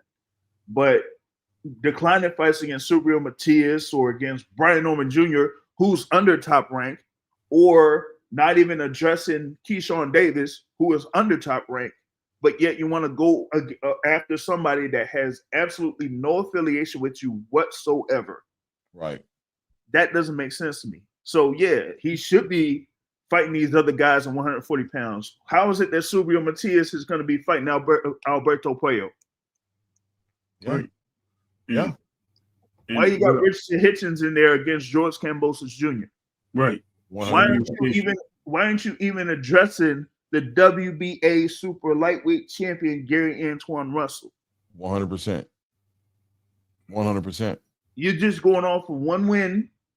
Just be honest. You're going off of one win. Vasily Lomachenko. And Josh Taylor that should have had the loss to Jack Catterall in that first fight. Mhm. Having fought in over a year, and then you're fighting him when people were saying that Josh Taylor should have went up to welterweight back then. Right. So I'm trying to figure out if they're going to say, "Oh, let's bail him out. Let's have him had his one fight against Devin Haney," or they're gonna shut him out altogether. That's what I'm waiting on. Oh, one more thing. A couple weeks ago, I talked with the WBO president, Gustavo Olivieri, and I addressed that issue with him back then. Mhm. Now, I need to get in contact with people in Ring Magazine because he is a Ring Magazine champion as well. Right. Right. So what did what did the president of the WBO feel about it? Well, given that like many people within these organizations are lawyers / attorneys, they go about it in a legal fashion. So they have to address it in a legal way, pretty much like dot their I's, cross their T's, that type of stuff. Right. I got to follow up with them on that. Yeah. Okay. It seems as if, the protection, because I see somebody asking in the chat, why did they keep bailing him out, though? I think that at the end of the day, Tio's a champion. And he's protected underneath the banner of the champion. You know what I mean? Like, he has those protections and those rights to a degree. Without a championship belt, Teofimo has zero leverage in the boxing space. Well, that's the thing, though. He's been a unified champion, as I said, and he's been, now the WBO super lightweight champion, and it still doesn't, get him like these big events, so to speak, with him as a headliner. Right. Not at Madison Square Garden, not in Las Vegas, not in Miami Beach. So even with him having these titles, like what is he really? Because he's not really a draw like that. No, he's definitely not a draw, but it seems as if there's always opportunity for him as long as he's a champion, right? As long as he has that championship. Yeah. There's always, so when he's talking crazy and you and people might ask themselves, like, why can't they just, freeze him out? It's because he still carries around those belts. Right. You know what I mean? He's still a factor. He leverages it in the conversations that he gets into, but like, he had his belts all over the place doing the build up to the Fatal Fury, right? He brings his belts everywhere he goes. He went to the Ring Magazine Awards and was parading Ring Magazine belts, right?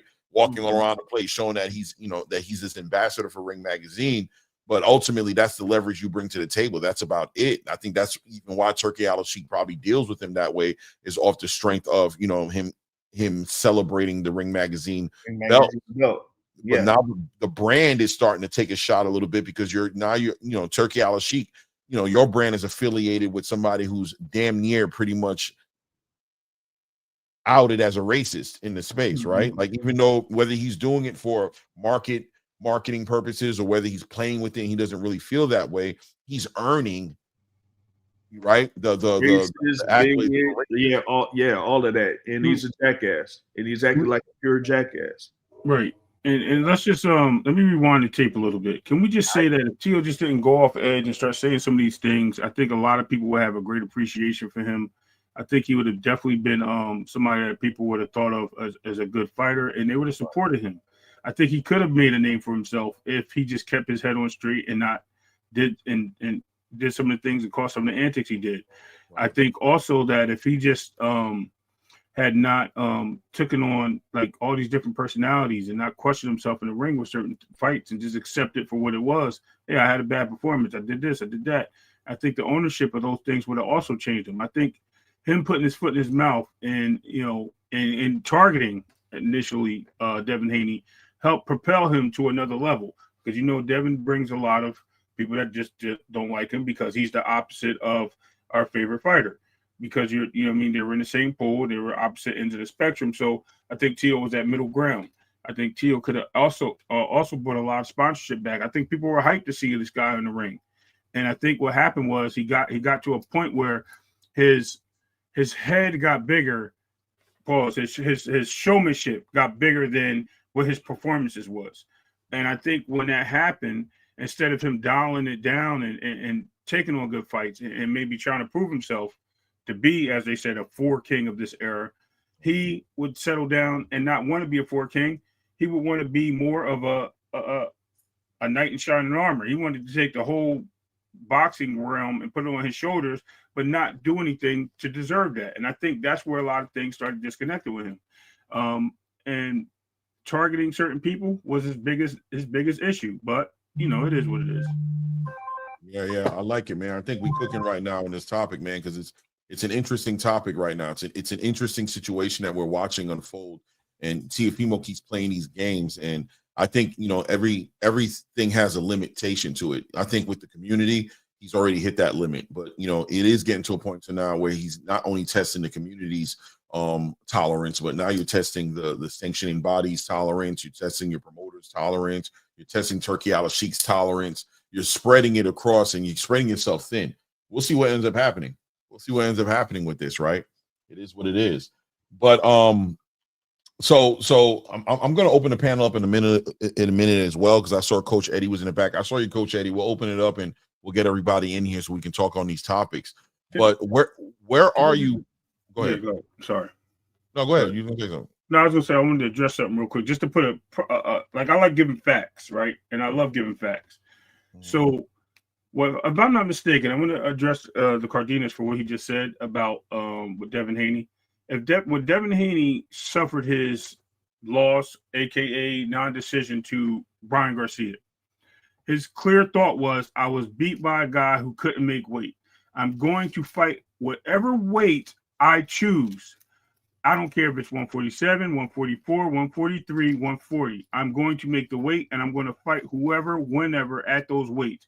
So he's contractually saying to everybody out there, if you want to fight, let's fight. I don't care where it is. Make the fight happen, make the bread happen. And he's putting it out there that that's what he would do. But the thing is, the catch weight is not a catch weight. It's a 147 bout, sanctioned bout. The catch weight is just that it can't be for a title. So understand what boxing is when you start talking about weights, because anything over 140 is 147. End of story. Hands down. There's no question about it. He's catching the weight because there's no title involved. So then they put it down as a catch weight. And that means that these guys cannot go over a certain limit together. So there's no advantages at the weigh-in. That's all it is. They're just weighing in at a certain weight. Doesn't mean that they're not fighting for 147. That's what the weight is structured at. But to you, my friend, hopefully you got that lesson. It's understood. No disrespect to you. I just wanted to address that so he understands what the catch weight is all about. Right. Exactly. He's not pulling them down from 147, and anything over 140 is a 147. Devin can go compete right now for 147 title and come hit the scale at 145, 144, and it's a fight. Right. It is what it is. So the boxing source, staying on, because you're sort of like the Top Rank, connection. Like your thing is through Top Rank, right? For the most part, like you play around with the other promotional companies, but Top Rank, everybody, right.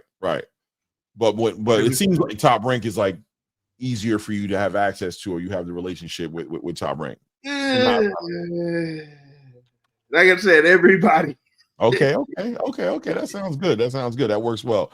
So, speaking on that, guys, I wanted to talk a little bit about the Subriel Matias, Alberto Puello fight, 140, the division a little bit. We're talking about Teofimo and how he's playing games with the WBO title.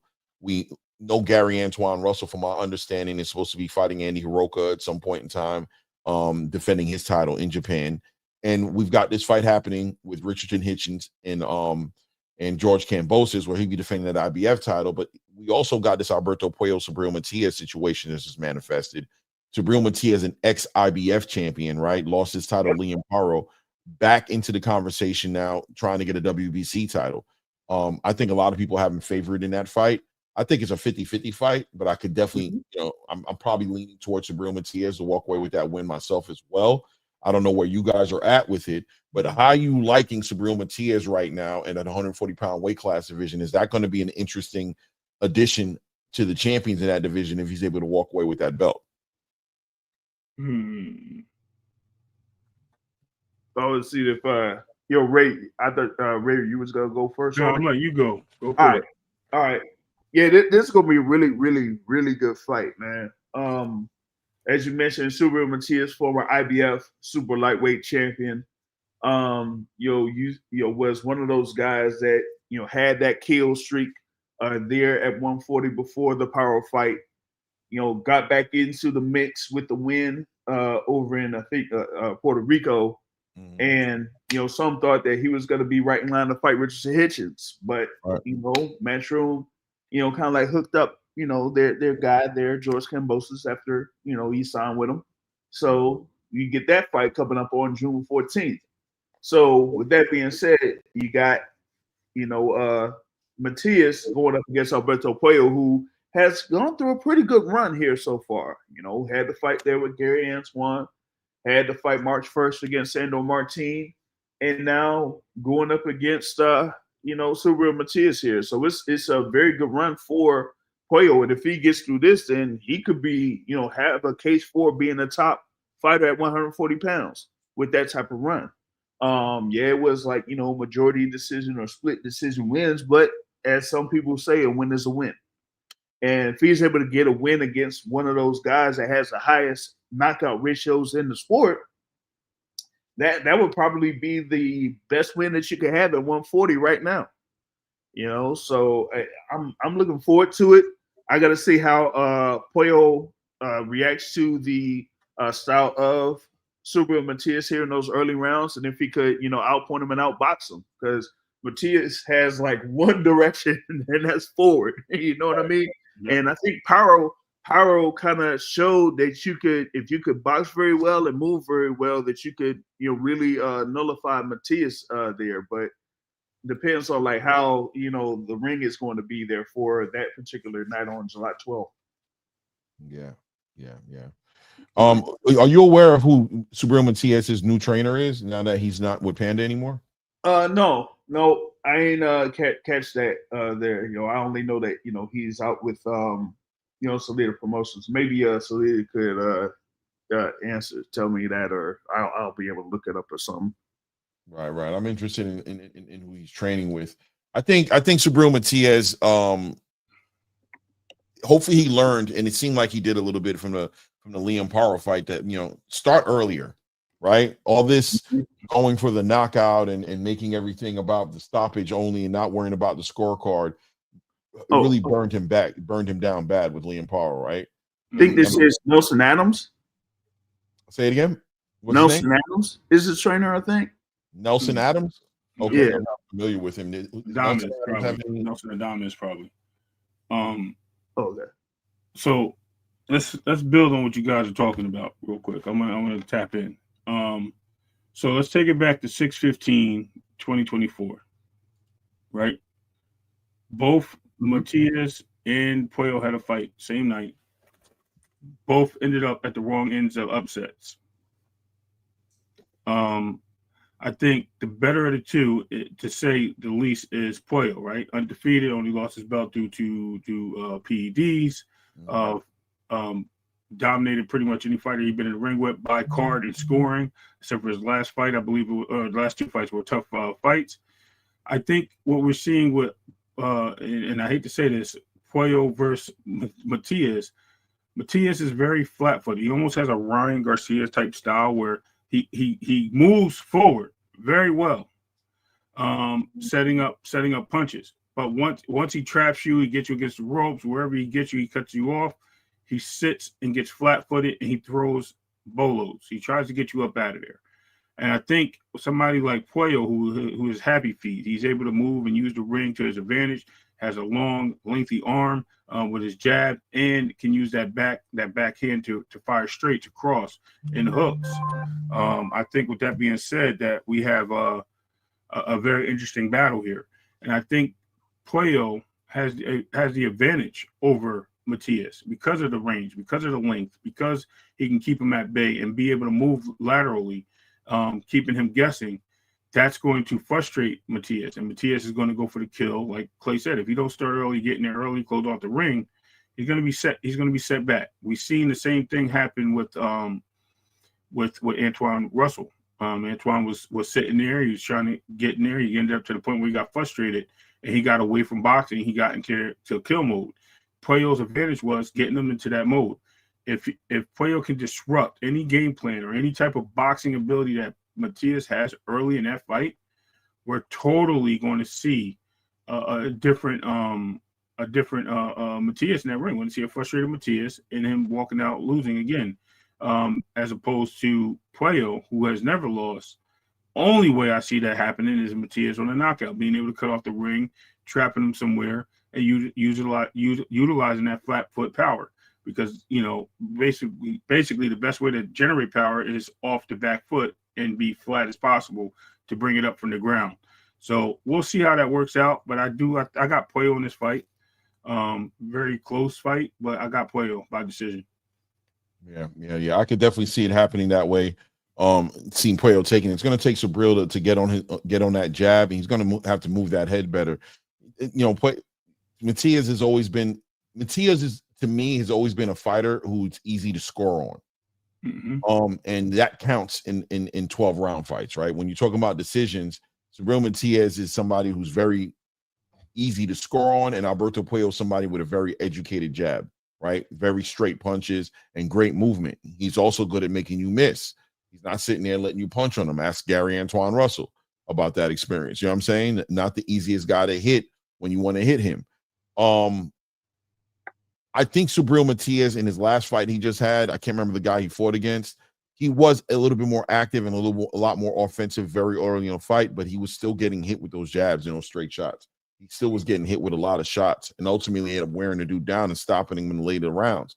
I don't know if what the scorecard was looking like before, the stoppage, whether Subriel was winning it convincingly or whether or not it was a competitive fight. Well, looks like he was up on the cards before the stoppage. Subriel was? Yeah, against Valenzuela. Yeah. Okay. Cool. So yeah, I mean, I think he's the thing I liked about the fight was that he started early. He didn't wait too long. He immediately started putting the pressure on Valenzuela. He immediately was walking him down. He was trading shots. He was connecting with a lot of shots. But at the same time, Valenzuela was kind of like on that same energy. He was flat-footed, standing right in front of him, trying to stay in the pocket and keep it a mid-range fight. That was kind of tailor-made for Subriel Matias. Fighting against Alberto Puello, I don't think that's the kind of fight we're going to see. Now, Alberto Puello didn't look that impressive against Sandor Martin to me. I thought he was all right. You feel me? He was good, but a lot of people felt like he lost that fight. And, I was one of those people who felt like he lost that fight. But I thought it was a pretty good fight, but I didn't expect much from that fight beforehand because I just thought those styles were just bad. But they made it gonna be boring, right? He was like, two guys who don't want to fight each other gonna be forced to fight each other. Yeah. But Sandor Martin came with a chip on his shoulder, right? Sorry. Sandor Martin came out with the chip on his shoulder, and he knew this was his last opportunity and felt a little gypped and he felt a little shorted with the Teofimo fight and looked like he wasn't too comfortable with going on to decisions. Actually was coming off a couple of stoppages. So I had a feeling the fight could be a little bit better. I thought, I'm like, Sandor Martin, all of a sudden, if you watch my takes on it before that fight started, Sandor Martin was kind of like on this mission to like stop people all of a sudden. I think he had a few stoppages before going into that fight. Matter of fact, I think every fight damn near before that fight, he had a stoppage. So I'm like, all right, but just keep in mind, like you just said, Sandor Martin was on the mission, right? But Sandor Martin is a boxer, a boxer's boxer. He can fight forward, backwards. He can move laterally. He can counter, and he can lead. He's just the ultimate. He's an ultimate boxer. That's why I think it was so tough for him to get that fight with Dev. I think Dev, in my opinion, had a little worry when it came to Sandor Martin because he's unpredictable. You don't know what guy you're going to get in the ring. The great thing is, they put good game plans together. So if they did the studies and the tapes, they would have known what kind of guy they were going to get. But nobody knows with Sandor Martin because he's so well-rounded as a boxer, and a lot of people don't appreciate what he does. Teo had to find out the hard way when he asked himself if he still had it. And I hate to bring it back to Teofimo Lopez, but he sure did, right? Sandor Martin is definitely somebody that's world's best underrated boxer in a junior welterweight division, super lightweight division. He's definitely somebody that goes under the radar. But he should definitely have his he should definitely have more than 2 title shots, man. That guy is well deserving. He's cheated twice, in my opinion. I agree with Clay. I think he lost 2 titles that he won. He beat the champ. But Puello's still a good test, and I think that's going to be a difference maker in this fighter as well as the fighters that they fought. The resume. I think Puello's got the better the opponents that make him better. The cerebral. Right. I agree. Right, and Subriel Matias is kind of like got the tailor-made opponents a little bit. Like he was able to take advantage of a lot of fighters who tried to fight him the way he, they stood there for him. And that last fight he had was tailor-made. And the fight that he had where he had to deal with the boxer and against Liam Paro, he got outclassed in a big way. He really got outclassed. Liam Paro was able to do that. But Liam Paro was also had to keep a very high pace to get through Subriel Matias. And he was exhausted himself in those later championship rounds. Alberto Puello has longer arms. He's going to be able to manage that distance a little bit better. And he has no problem fighting. I don't want to say a boring fight, but he has no problem sticking to a game plan that involves him not engaging as much as Subriel would want him to engage. So it's going to take Subriel to cross that void, right? Cross that void, cut that ring off, keep that pressure on Alberto Puello, which I think he can do. I think Subriel Matias is good at cutting the ring off. It's not easy to get away from Subriel. He's good at doing that. And he's good at pushing the pace to where even if he's forcing you to throw a lot of shots because that chin is so good, he can take the gas out of your tank. You know what I'm saying? Very easily. And his shots, obviously, we know his shots got bad intentions on it. I think it's a 50-50 fight, man. It's going to be about Alberto Puello being able to manage that pace that Subriel Matias is going to be pushing, but it's also going to be about Subriel Matias doing his darndest to take rounds, to win rounds, because if it goes to a decision, this is going to be where, it's up in the air for Subriel Matias. But if he's able to push the pace, he might be able to break Alberto Puello and stop him, man. He might be able to do it. Yeah. I get it that they have the same arm reach. A lot of people are sitting there saying that, but arm reach also comes with height too. So if I'm taller than you, even though we have the same arm reach, I have a more lengthier reach than you because I'm taller. I'm able to get in. You don't believe it. I mean, look at the not Earl Spence. Who was it that had the same reach in the last fight? And they were like pretty similar, but one guy was like slightly taller. He was dominating with the jab. I forgot who it was. And they had the same reach. Matter of fact, perfect example. Ryan and Devin. Devin had the reach on him, but Ryan, the taller fighter, looked like he had the longer jab. He was able to extend his arms on the jab better than Devin was at times, because the fact that when he was measuring Devin up for the hook, because the fact that he is the taller fighter, you're able to turn more when your body is leaner or longer in each way, from back to shoulder. You know what I mean? So it does make a difference, even though you may have the same reach. It doesn't mean that your reach is exactly. That's just from your armpit to your fingertips. Right. That's not including your back, center your back over, because you center your back. That's why you call it a wingspan to an arm reach. The wingspan is bigger, and that's the difference in these fighters. Right. I like that breakdown right there. Actually, that was a good thing to highlight. It's gonna be a good fight though, I think, because I think Subriel Matias, it's gonna be a great fight. I think Subriel Matias is not going to allow it to be anything else, and Alberto Puello is going to have to either show and prove on the back end of a victory against Subriel Matias. He makes a statement at 140, in my opinion, which is a lot of you guys are going to have issues with me, because if he's able to deal with the boxing mind and cerebral mind of a Sandor Martin, if he's able to deal with the athleticism of a Gary Antoine Russell, and if he's able to deal with the pressure of a Subriel Matias, then he's an issue for the division. Yay or nay? Yep. I agree. I think he can go in there and he might give make Antoine a little worrisome at that point if he beats Matias again. And he might not even go after Antoine. He ain't gonna make him worry.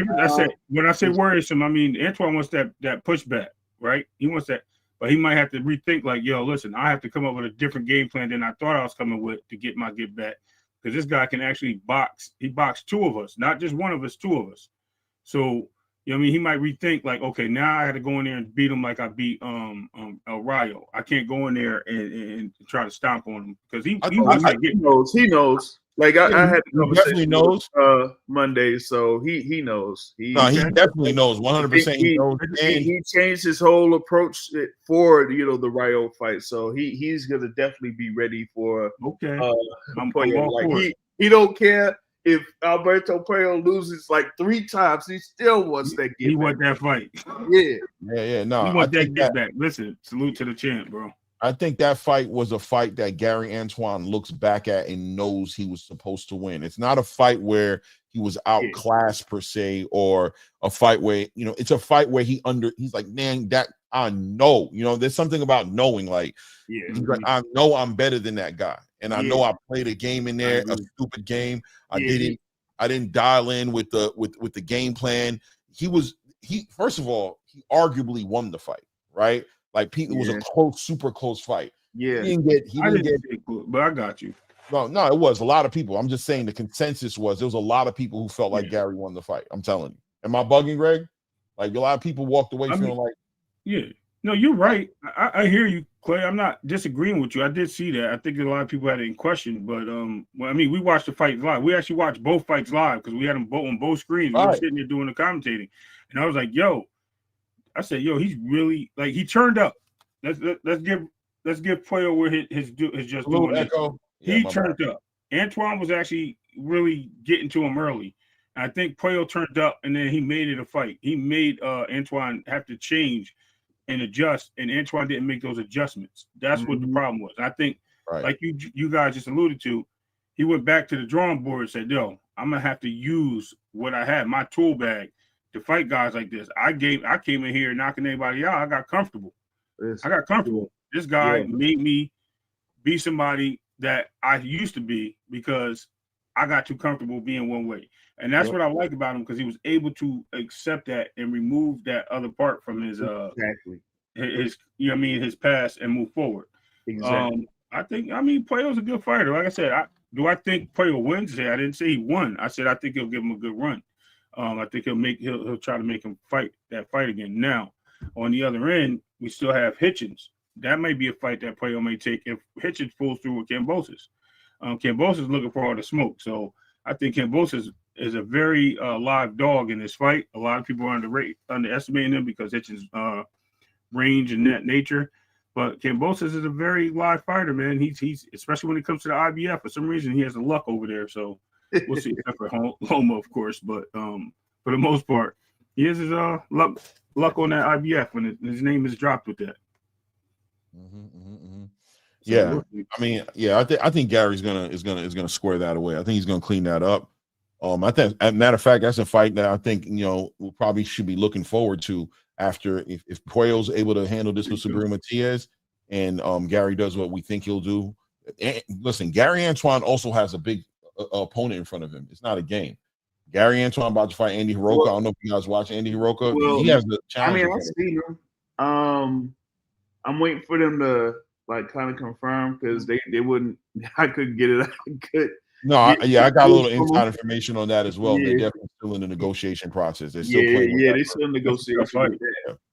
So if he gets the opportunity to fight over in Japan, that would be something really good there. But like it was, Ray was mentioning, I think that with Gary Antoine knowing why he lost to Puello and how he took that into his fight against Rayo Valenzuela, he's on a whole different vibe right now. So he's not, going to play around in that.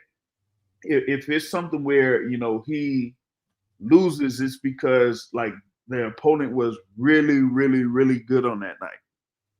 Yeah, there's going to be a moment of truth. I think, man, I'm gonna tell you, bro. And even with this Subriel Matias fight, you know what I mean? On the back end of a victory, on the kind of victory that he can have on a Subriel Matias, Alberto Puello is, and I see somebody in here saying don't downplay Puello's performance. Nah, listen, I'm giving Puello all the respect in the world. He had a great performance that night. He's a great fighter, man, and we're not going to take that away from him and act like he was an undefeated fighter until that whole situation happened with the Rolly Romero situation with the PEDs and everything like that. listen, we giving him all his respect in the world. But, but when we're talking about top level fighters, listen, man, we're going to keep it 100 across the board. Gary Antoine Russell, has the tools to defeat Puello. You know what I mean? And he can do, and more importantly, he's a better fighter than what he was the night he fought Alberto Puello. You know what I'm saying? That's the truth. He's a better fighter than that fighter who fought Alberto Puello. Alberto Puello did a great job that night. You know what I'm saying? And I have no problem with him having the victory. I'm not one of those guys, I think it was so close that it could have went either way. Alberto Puello got it. You know what I mean? I'm having no problem with it. It's a victory for him. It's up to Gary to be improved, but I believe personally the Gary Antoine Russell we saw in that ring that night was not the best Gary Antoine Russell we've ever seen. I agree. Right? When Alberto Puello fights, the question is going to be, when Alberto Puello fights the best Gary Antoine Russell, does he beat that version of Gary Antoine Russell? We'll see. You know what I mean? I see we got some people in the back right now. Maybe I should start bringing up some people on the panel right here. I also want to talk about the Jermal, Charlo, and I want to talk about all the fights, right? I'm bringing them up here. Salute to the rest of the panel that popped up here. We got Anton Ziegler in the building. Salute, Anton. Hope you're driving safe. I don't know. Go.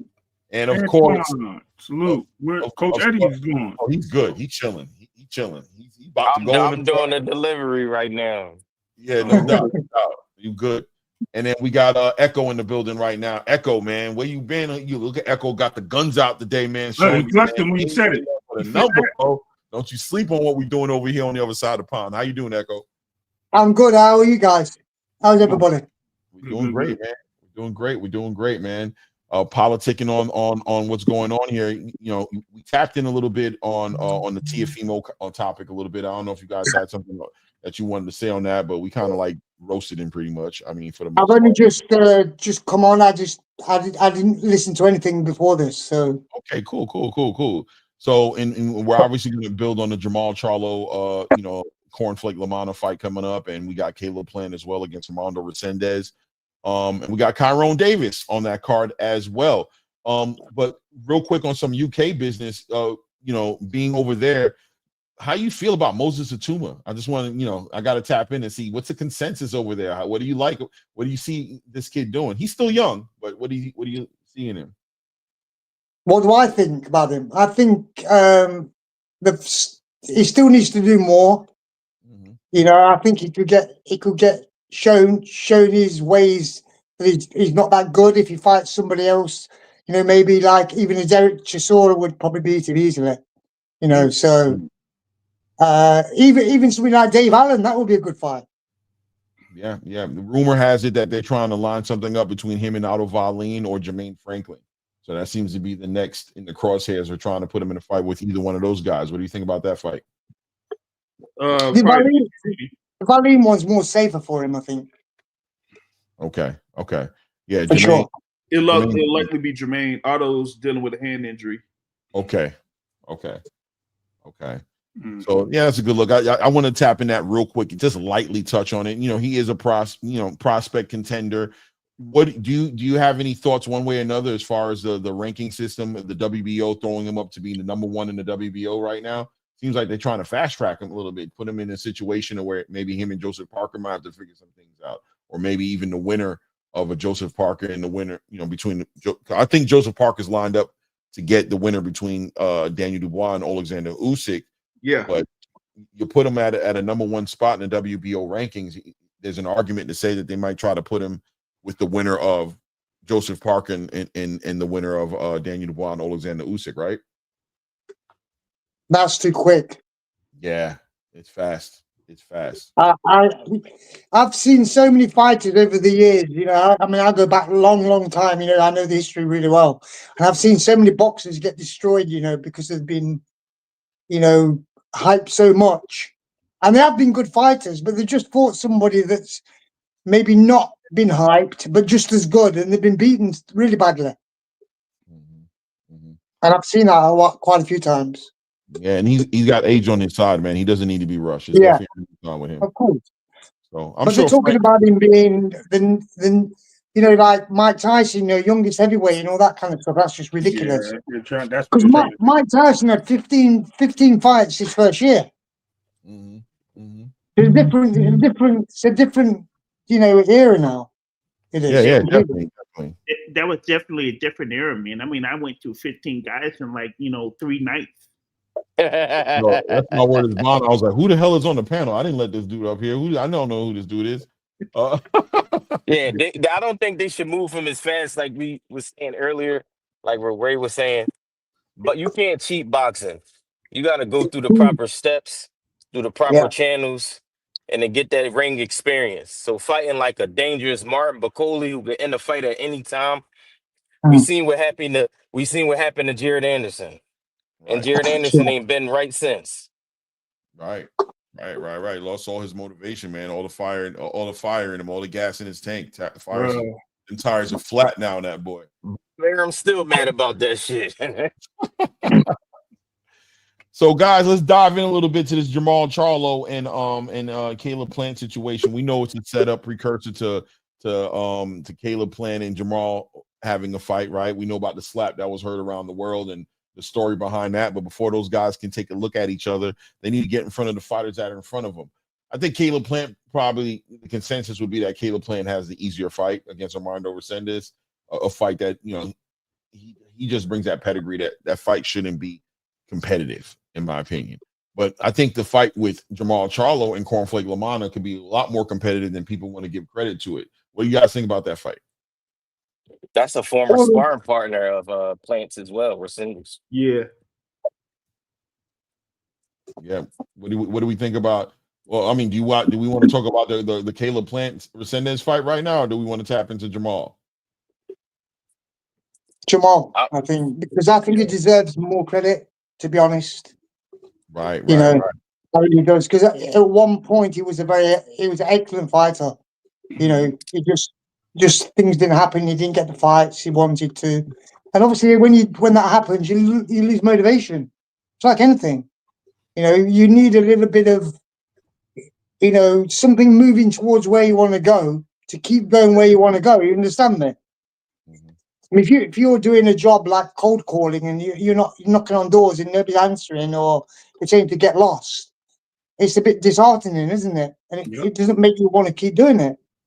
And I think a lot of the boxers nowadays, they're losing the motivation very quickly because of the landscape, how it's out now. It's very very.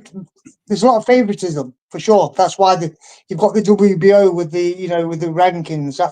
That's crazy put in there. What's his name? Tuma. Yeah, Tuma. Yeah, it's just ridiculous. That is. Yeah. He'll just get blasted out by somebody. He will. I agree. I think with the Jared Anderson thing, or if we put Jared in the equation, I mean, just look how me and Clay, we talked about this a lot. I remember you being like, "No, I think he's good." And I was like, at first, at the beginning of our conversations, he was like, about Jared Anderson. Yeah. Well, I've always said he was good, but I've always said the mental space issue was a problem with him. That athletically he brought those, physically he could do a lot of things that in a heavyweight division, especially the way the heavyweight division was looking. If he would be dialed in, he could be a factor. But mentally, I mean, can't. Yeah. And I remember standing on. I was like, "No, Clay." I was like, "I disagree." Remember, I was like, "I disagree." I was like, "I think he's I don't think he's strong enough to beat some of these guys. I think he's fast enough. He has the ability, but he doesn't take boxing seriously enough to me. And it looks like he wants to be this guy he wants to be a small guy in a big ring, like with a bunch of giants. And him wanting that type of atmosphere, we haven't seen him tested. He's always fighting just like Torres, right? We haven't seen him fight anybody. You put him in a ring with somebody, and it was crazy because he hasn't even fought like. I don't think he fought an elite fighter at that point. I think he fought some journeymen. He fought some journeymen, some guys you could call like great contenders. But who has he fought at championship caliber at any point when he got in that ring with Marcus Bacoli? He thought he was the ish because he was a United States guy, undefeated. Nobody ever tested him. He never, he skated through all top ranks buildings. Top rank tried to warn him, "Hey, listen, take your time." But nope, he wanted to jump out the ship. He wanted to swim on that other boat over there, and he got what was deserving. He put whoever you want in the ring with me. I'm going to beat him. Confidence is one thing. Getting in the ring and seeing somebody that that's bigger than you and taller than you and definitely stronger than you is a big difference, especially when you see him in that press conference. There was no way, shape, or form. I think he swallowed his Adam's apple that day because he was like, whoa, when he seen him face to face. Now, he did talk a lot of crap over the Big Baby Miller, which I thought would have been a better fight. He should have probably took that fight on that card and let Andy Ruiz come back and fight Bacoli. Then maybe he could have moved into that picture. But he couldn't turn down that payday, man. He Nah, couldn't. yeah, I but don't thing even think is, that it was his I get it. ego. he got too big headed. Yep. And he went against everybody that was in his camp. He fought some people would say a transitional champion in Charles Martin, and even in that particular fight, you could see where he isn't ready for that. So He don't want to box. He told us that. And Top Rank and his coach at the time that has been with him since 8 years old, right? And Derry Riley said, listen, we're going to have you step by step, go through the motions until we feel like you're ready. But with him being under, Jay Prince and them, he pretty much had the ear of Jay Prince. So when he went from Toledo and moved from over the Toledo area to Houston, that was part one. Yeah. 2, when they locked in the fight with Martin Bacoli and he dropped his coach for Sugar Hill Stewart, that was a whole nother thing. And then him stepping in the ring and getting humbled by Martin Bacoli, that was like, well, okay, you pretty much learned your lesson there. And, Bob Aaron was in the locker room saying, well, I mean, you had your shot. I mean, we gave you this opportunity and, you failed, but we'll get you back. And it didn't take until about February 14th of this year for him to get back against an opponent that nobody really heard about. And he had a really lackluster performance. Right. So now it's like you see guys like a Richard Torres fighting a Guido Vianello, or you see Efe Ajagba go up against Martin Bacoli and doing what he does. That should have been Jared Anderson, but because he didn't listen, now he could be on the back burner. Right, and that's where I was getting to before you even touched on that, and I'm glad you did because I was going there. You just cut my story in half. I forget when he fought Andriy Radunenko. He fought him, and he tried to fight him southpaw in the middle of the ring. I'm like, what is he doing? This guy's a heavyweight. Why is he switching to southpaw to try to display he has the skill set as a heavyweight champion? Go in there and beat this guy up. Why are you playing games? You want to be a champion, you go in there and take care of business, especially in the heavyweight division, because that's how you get hurt. And I think that was the first sign of me saying this guy's a joke. They're literally a joke. He has no compassion for the sport. He really doesn't. Even his interview with Roy Jones. Antoine, like you said, I think it was before that fight, he said Jared ain't Jared or something like that, and why Jared don't want to do this, right? He don't want to fight. Right. He didn't want to fight. Jared don't want to fight. Why they making me do this? So that point right there showed me why he was fighting southpaw and who he was. And I was like, I'm done. I can't support this guy. No way.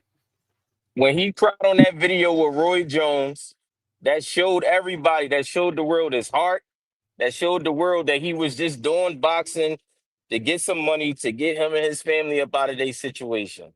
He said he didn't ask for this pressure. Yep. He didn't ask for none of that.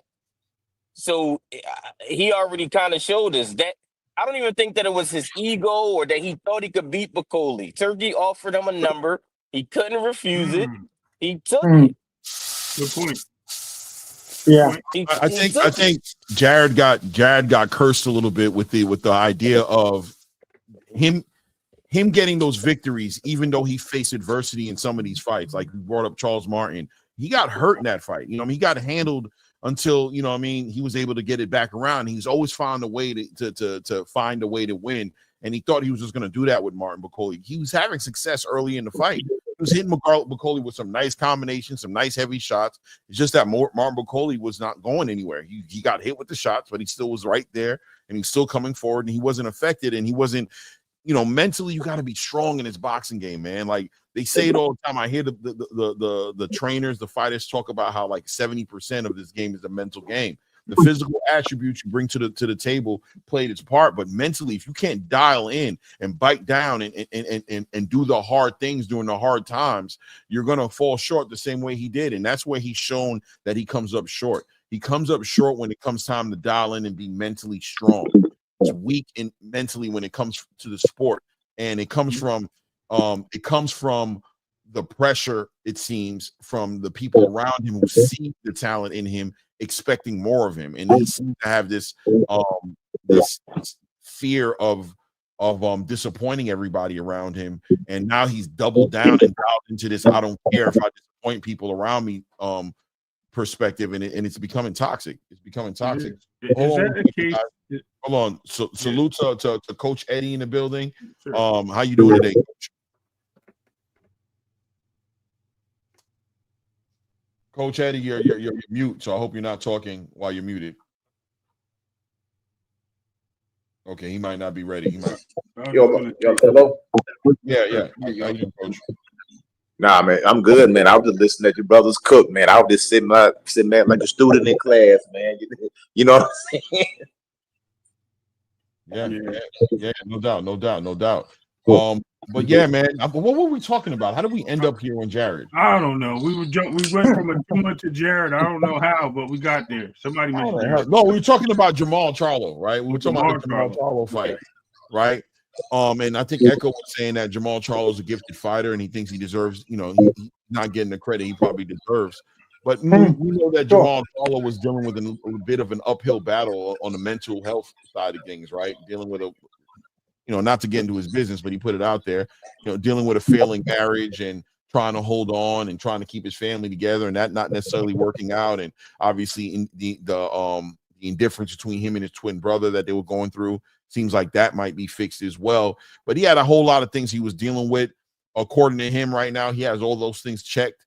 Him and his brother are on the same page. He's fully separated from his wife now. There's no more fighting for that anymore. And he seems to be dialed into the opportunity to resurge a little bit in his status in the ring. And it starts off with this fight against Thomas Lamana.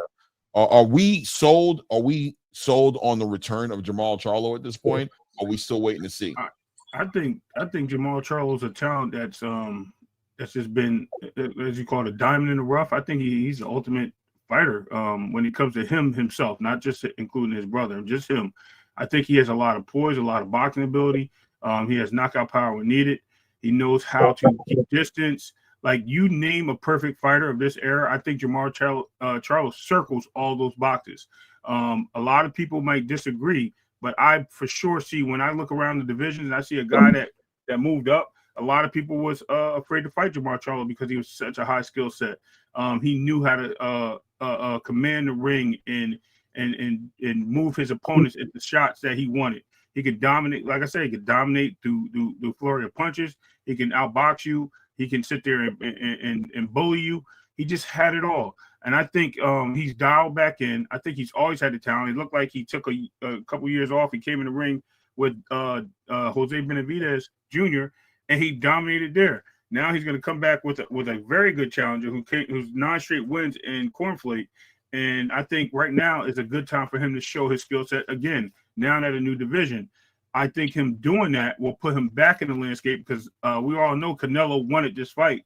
This might be a fight to take him because he wants that fight, that get back for that slap with Clay Up Plant. And then he wants to get in there with Canelo.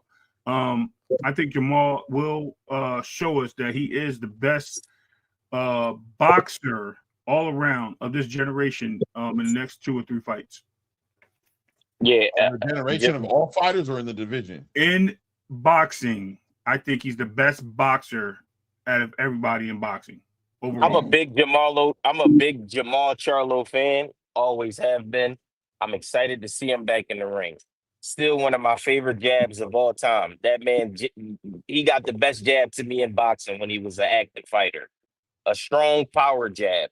Now, being in Philly and being at Boots Gym, I have seen Cornflake spar. I know it's not boxing and stuff like that. It's a little bit different, but Maul coming off of this layoff and Lamana being active, it's gonna be a tough fight. But I feel like if Maul, the Jermal Charlo that we know with that patience and that poise inside the ring, I eventually think he'll break Lamana down and get the victory. And I definitely need to see that Caleb Plant fight. I've always favored him over Caleb Plant. To be honest, outside of Canelo, active Jermal Charlo would be the best thing at 168. I like it. I like it. I like it. Where you at with it, Coach? Echo. Where you at with Jermal? Like, I agree with what Ray said. I mean, his ability to exceed his limitations is good at everything. He's not great at anything, but he's ticks more boxes than most boxers. You know, he doesn't do anything really exceptional, but he's very good at things. You know, and I just think things get old. You know, when you're fighting, you think you should be fighting somebody else. That's all lack of motivation for everybody. You know, it's going to be. But then again, he's going through these mental, you know, these problems he's got, and I understand that, you know. So until he can really put them aside, because remember, you can't really get rid of something that's consciously. So if this is a subconscious thing, he may not even got rid of it. You know, it's just like a boxer getting knocked out. Sometimes they never recover from that because it's mental. It's not just physical. Yeah. And the hardest person to beat is somebody that's never lost because they don't know how to lose. You know, when you get people, you know, they get knocked out, you know, a couple of times on the trot, you know, just like with Tommy Hearns when he got beat by Aaron Barkley twice, but he still came back and he won titles. Not everybody's like that. Not everybody's made from the same, you know, from the same cloth, basically. So, but I'm looking forward to seeing what he can do because I've always rated him. I have, and as was just mentioned about his jab, he's got a very good jab because what he does with his jab, he doesn't just fall short with his feet. He steps in really well and he makes it nice and long. And also, what he does, also he stops his feet. So what it does, it creates like a toolbox effect. It's a bit like when you throw a jab. You know, imagine you're in a car and you've got something at the back of the car, and all of a sudden the car stops. Everything at the back goes forward, doesn't it? Yeah. And he does that a lot. He kind of gets that jolt on the end of it by doing that. You know, basically putting brakes on that step. But a lot of boxers, they're just flicking that jab out. He's got a very good jab. Yeah. Is this a 12-round fight? It should be. Because this last fight was 10 rounds with Benavidez. Yeah. I just wanted to ask. That was a catchweight fight. But he did well in that though. He did well considering how long he'd been off. Right. I thought he did pretty good. You know, but no, this is how long is that? Is this a 10-round fight? So I didn't play. No. Go ahead. I was just checking to see if this was really a 10 round. But I don't think it makes a lot of difference really because he's done 12 rounds before. Exactly. You know, extra 2 rounds is not going to make any difference. He'll just train for it. You know, the thing is, the only problem he might have if he's not motivated. There's one thing to say you're motivated, and there's another thing to actually go and do what you need to do. It's like everybody wants to be fit and healthy, but you tell somebody to go and do a workout, they're like, oh, no. You know how it is. And a boxer's been doing this since he was a kid, you know, and eventually it gets old, you know, and it gets boring as well. And it's the person or the boxer that can, you know, mitigate those things, you know, stop those things from entering in there. And really what you've got to do, they've actually got to love to train to the point where they're doing things. I mean, there was a saying that I heard a long time ago, and it says self-discipline is the ability to direct and manage your behavior in such a way that you achieve the things you say you're going to do, whether you like it or not, whether you like doing them or not. So it doesn't matter whether you like training, you just train and you get on with it because that's what you need to do. Once you've got that thing, well, you know, I can miss a day or I don't really want to train, I'm not looking forward to this. That's anybody says that, I guarantee you they're not going to be winning much longer.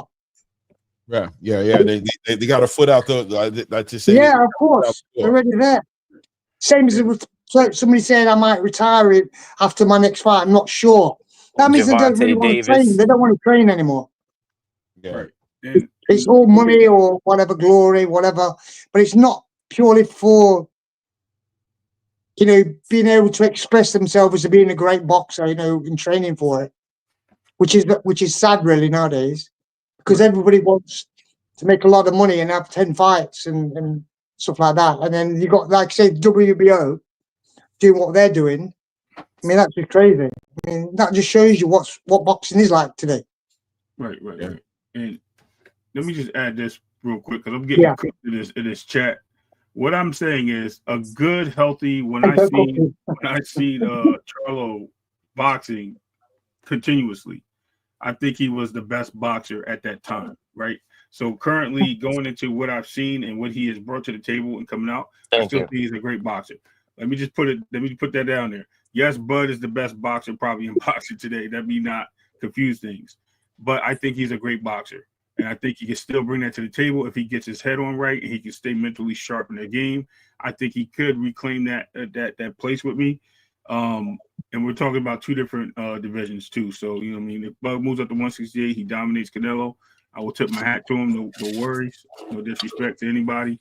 But damn, I am getting fucked. Yo, Marshmallows. I think they confusing you saying boxer with the best fighter. Right. And we're talking about boxing. Yeah. You think Jermal Charlo is a better boxer than Bud?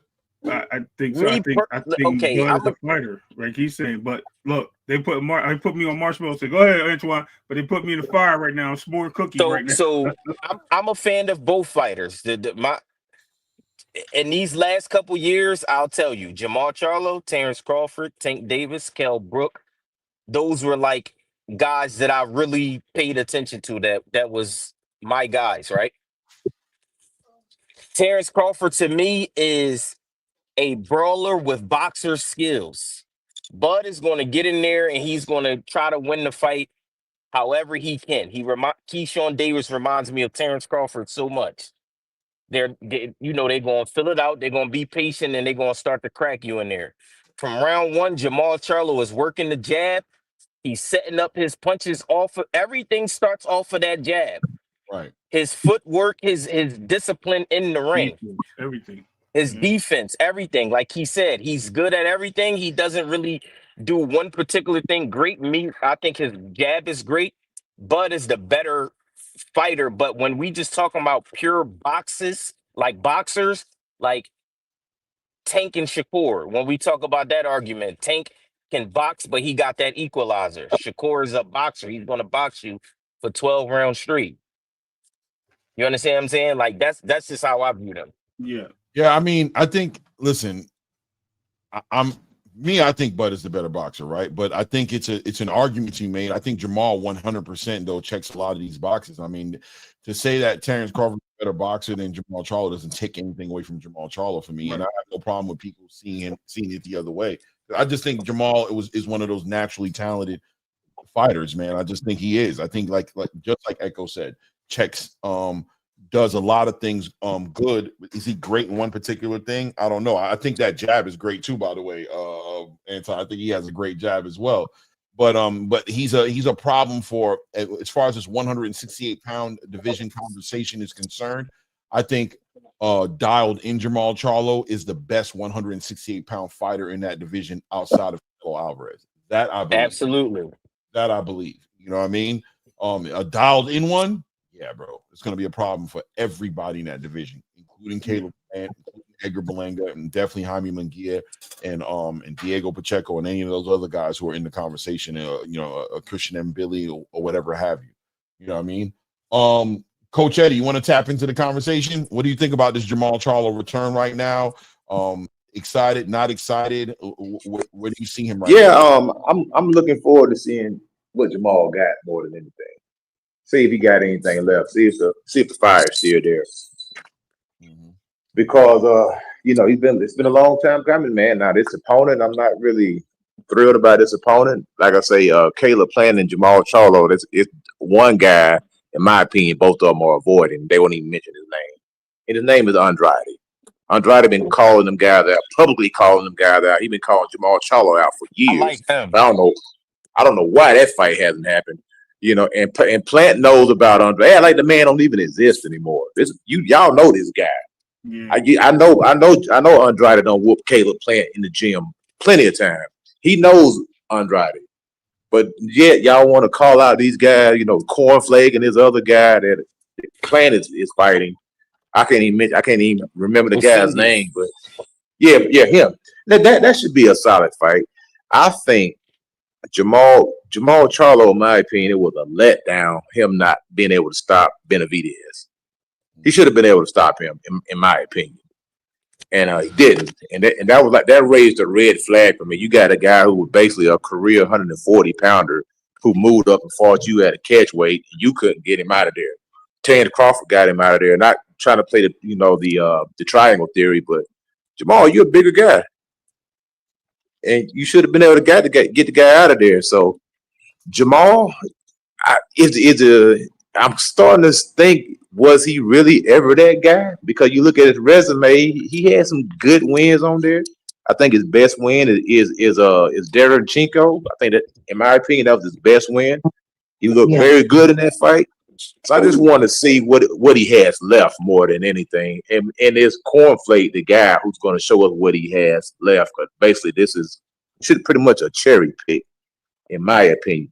Now, if he goes in there and struggles with Cornflake, then that's going to be more, eye-raising. Like, wait a minute now, we got you a guy who's tailor-made for you, a guy who just came off a first-round knockout with Erislandy Lara, which is a 40-year-old, 40-plus-year-old gentleman, age unknown, and he has to knock this guy out. This fight cannot go the distance, man. It can't, in my opinion. Real quick, Coach Eddie, just to throw some stats out there. So after Terrence Crawford, Jose went up to 160. Then he fought Danny Garcia at 157. Then he went back up to 160. He fought again at and then he fought at 168. So he moved up in weight at that point. So by the time he was actually more acclimated to the 160 division more than 160 plus division more than Jermal, because that was a 164 fight or something like that. 165 was supposed to be at. And something like that. Yeah. Yeah. So, he was already acclimated to that weight more than Jermal, because Jermal was fighting at 160 at that point, and he had just came back off a layoff. That's why it was a catch weight, because they figured he needed to get acclimated to the weight before he moved up. Yeah, I agree with you. That you made a valid point there. That's a valid point. And Danny Garcia won in a majority decision. He didn't win a unanimous decision like Charlo did. So, it is what it is, though. No, just to throw some stats out. And him mentioning Andrade, that's kind of the comparison I was throwing out there with Bud and Charlo. Like, we all know that Andrade and Caleb Plant, they're better boxers than David Benavidez. They still both lost. Yeah, and I think Andrade's past his weight anyway. I think he's like 175 cruiserweight now, if he does come back, because he was saying he can't even make 168. I hate that he got his biggest fight so late in his career, man, because I think he could have been special, but that whole his career, Matchroom and everything, man, it just turned out bad, man. He was a great talent, still is. Let me ask Ed McQueen. Ed McQueen, is Andrade still at 168, or did he announce that he will be moving up? I think I know he was heavy. Anything up? He should go back to 160. What his dad says. Yeah, he was saying he's like boxing source. What did he say? He was heavy, right? He was like coming in almost 200 or something like that. Yeah, he's no longer. He's not even a 168 pounder, man. He gassed out in that fight. I don't know why he came in big on purpose. He came in big on purpose on that fight, trying to do something that hurt him in that fight. Hell yeah. Yeah, he did. He had Benavidez on the ropes early. He was landing some good shots, man. He was landing a lot of whipping good up. That uppercut was probably the best punch of the fight. Mm-hmm. He gassed out. He saw his power. His power just didn't translate in that fight, and that's what ultimately got him swallowed up. Pause. You know what I'm saying? And I knew that fight. I remember when that fight was getting put together, I said, look, this fight is going to be a competitive fight if the power translates, because then Roddy has the ability. If the power translated, it was going to be a competitive fight, but the power didn't translate at all. David Benavidez ate all the shots that he had to throw at him and still kept walking. Ultimately, just broke him under pressure of just like, yeah, bro, that ain't gonna work. You're Get not gonna be able to keep me off you with that. So it's gonna be what it is for you tonight. Yeah.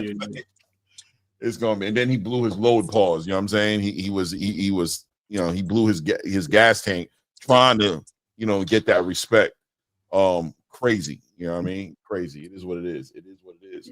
So yeah, we'll see what Jermal does, man. I mean, he seems to be facing the demons or whatever have you. Yeah. He seems to be doing that well, and he seems like he's gonna be dialed in. I think he's gonna make work. He's gonna dust Thomas Lamana. I do believe that. But I think Thomas Lamana is gonna make him work for it. He's gonna make him earn it, and that's gonna be a good thing. That'll give us a good litmus test as far as what to expect from Jermal Charlo in the future of the 168 division and see how committed he is. You know what I mean? Yeah. What else did we talk about? We was going to Caleb Plant next. Right. I mean, Caleb Plant is supposed to this fight, right? I don't know what you guys think about. I'll let you guys tap into it because I just don't think this fight is worth talking about, to be honest with you. I agree. Was Plant is like a 20-1 favorite? Yeah, bro. I might put $10 on Armando Resendez just to make a little money. Throw away $10 just because the odds are so crazy. Probably try to bet on the rounds, like the distance, the fight going the distance. You probably get some plus money. Yeah, I mean, this guy got stopped by Elijah Garcia at 160 pounds. Now he's coming up, and he's like you guys said, he's a sparring partner of Caleb Plant. This is a fight for Caleb Plant to make weight for the guy. You know what I mean? It's to keep him busy, give him something, get him a paycheck, and keep him busy to get ready to fight the big fight, which is they're hoping that Jamal's able to deliver, which I think he will. I mean, again, I don't even know why this would be even in my opinion. I don't know why this would be. It's PBC magic. That's what I'm gonna say. It's a free fight. First of all, I want to see how long they got. Like 11 fights on this card, and they was talking about Turkey's fight that was 9 hours. How long is this card going to be with 11 fights on it? That's crazy. I'm all in for it though. I don't know why they. I am too. I don't have a problem with it. I'm just looking at how the one-siders, I call them. I mean, they complain about one thing, but when it happens on their side of the street, it's all good. But listen, it is what it is. It should be cool. I'm looking forward to the fights regardless because there's always a possibility of upsets. I mean, we see what Trevor McCumbee did with Caleb Plant, and this guy does have some familiarities with him.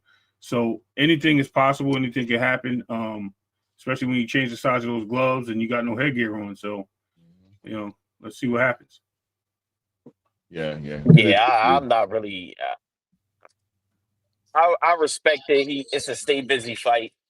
And those people that's complaining about turkey cards being too long, they must have probably never been to a fight because them prelims and stuff, that stuff happens hours before the main event. Yeah. The people don't really be in the stadium, but I done seen about 4 or 5 fights and then 4 main card fights after that, like in Atlantic City when Adrian Broner was a lot of stuff, man. Boots fights and stuff like that.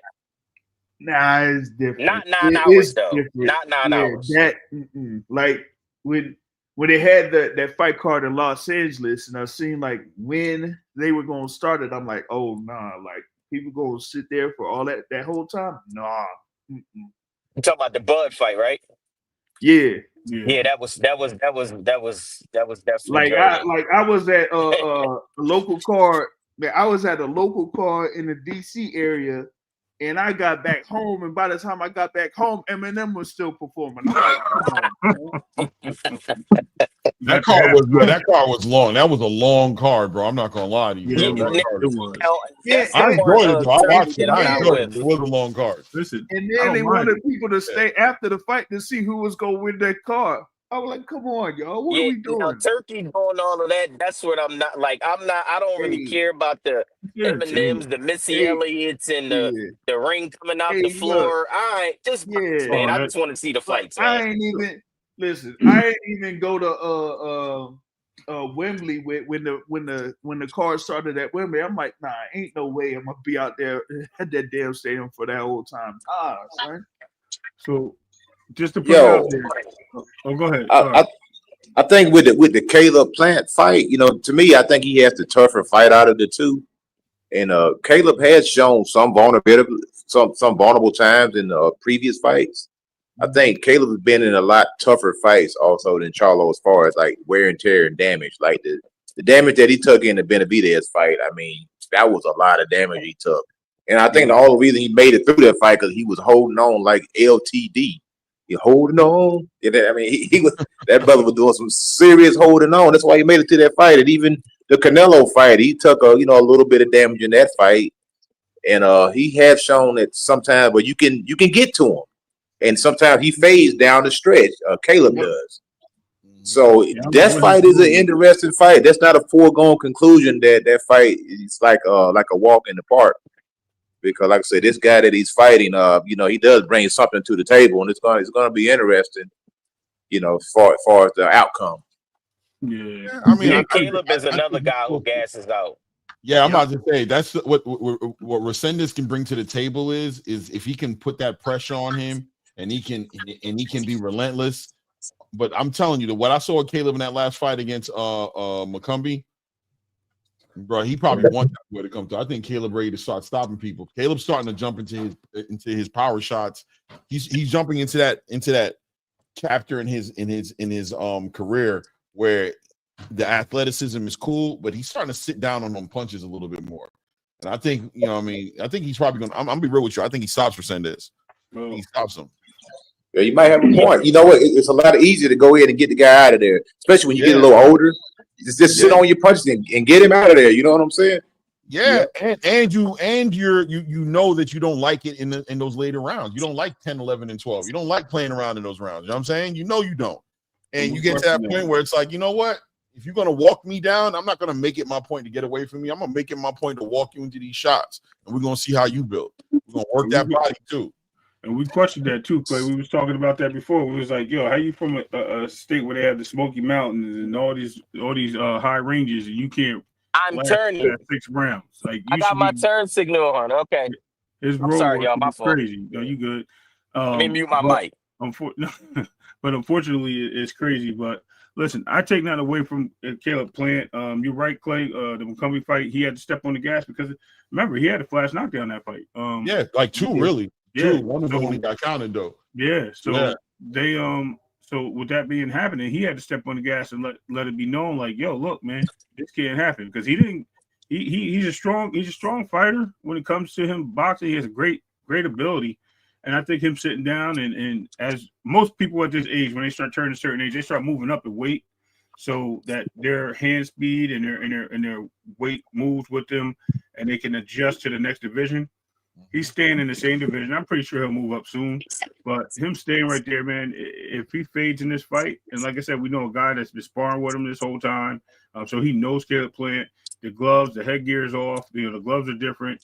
We'll see how he lasts in this fight. Coach Eddie's right. It will be a difficult fight, possibly, and it will be something to be worrisome for Caleb Plant. So he better not overlook it. I hope he doesn't. I don't think he will, and I hope he doesn't. But I agree. You can't take nobody. Some good wins on his belt too recently. Who? Resendez. Yeah. I think in that McCumbee fight, the adjustment was Caleb figured he couldn't beat McCumbee just boxing on the outside. He was getting clipped every time he came in. And Breadman told him, bro, you fight inside. He fought inside. McCumbee couldn't do nothing. It was done. He couldn't do anything. Yeah, smother him. You're right. That seems to be all that away. That seems to be the way that fighters are beating these tough opponents, or like we seen, like even Che getting smothered by Lamont Roach. Like the smothering is starting to be a thing with these guys that are victims or easy walkaways with these body shots. These body snatchers, as Clay called it, the year of the body snatcher. Best way to beat it, smother them punches and counter. That's it. Joseph Parker, Deontay Wilder. That's that Andre Ward, Bernard Hopkins effect right there. They were great at doing that. Yeah, work. I think Plant could do Resendez like he did Darrell, man. That double hook. Yes, I'm telling you. Listen, I'm gonna tell you right now. Hold on a second here. Armando Resendez, right? I'm looking at his record right here, his box record, right? I mean, this dude. I think this is gonna be his first 12-round fight. This is gonna be his first 12-rounder. He's fought about what 1, 2, 3, 4, 5, 6, 10 rounders. Most of his fights have been 8 rounders and 6 rounders, and he's a what? No, I was counting with you. Yeah, and he's been a sparring partner for Caleb Plant, man. He gonna get roasted, man. He gonna get cooked, man. Get roasted. I'm telling you, he gonna get cooked, y'all. I'm telling you, he gonna get cooked, man. He gonna. Yeah, I got him getting stopped too. He got that Mexican mindset, that step forward, flat-footed energy, and Caleb gonna walk him into everything he wants. He gonna give him a grand buffet and say, "Eat as much as you want, all you can eat." You know what I'm saying? Get you a plate, bro, and you gonna feed him until he can't take no more. He gonna get hit with something he don't see coming. Yup. Yeah, he gonna work that body too. I'm telling you, Caleb seen that body when he was fighting McCombie. He liked that. A lot of these fighters they liking that body. They liking that the effect of that good body work. He gonna work that body on that boy. Watch. Damn, this thing went up to like 2,500 on DraftKings for Caleb. I'm telling you, I gotta put like $10 on it. You know what I'm saying? See what I can do. You know what I mean? I got some things I could pay off. I can use some money. I'm gonna throw 10 away and give Armando a shot. I'm gonna throw 10 on you, Armando. You know what I mean? I'm gonna throw 10 on you. Let's go, Armando. Let's go, baby. Armando? That's what's up, Clay. Let's go, Armando. I'll put a solid 10 on there for you. You know what I mean? I got you, baby. Hey, did you guys watch the Eduardo Nunes fight this morning? Man. No, that was a good fight. Damn.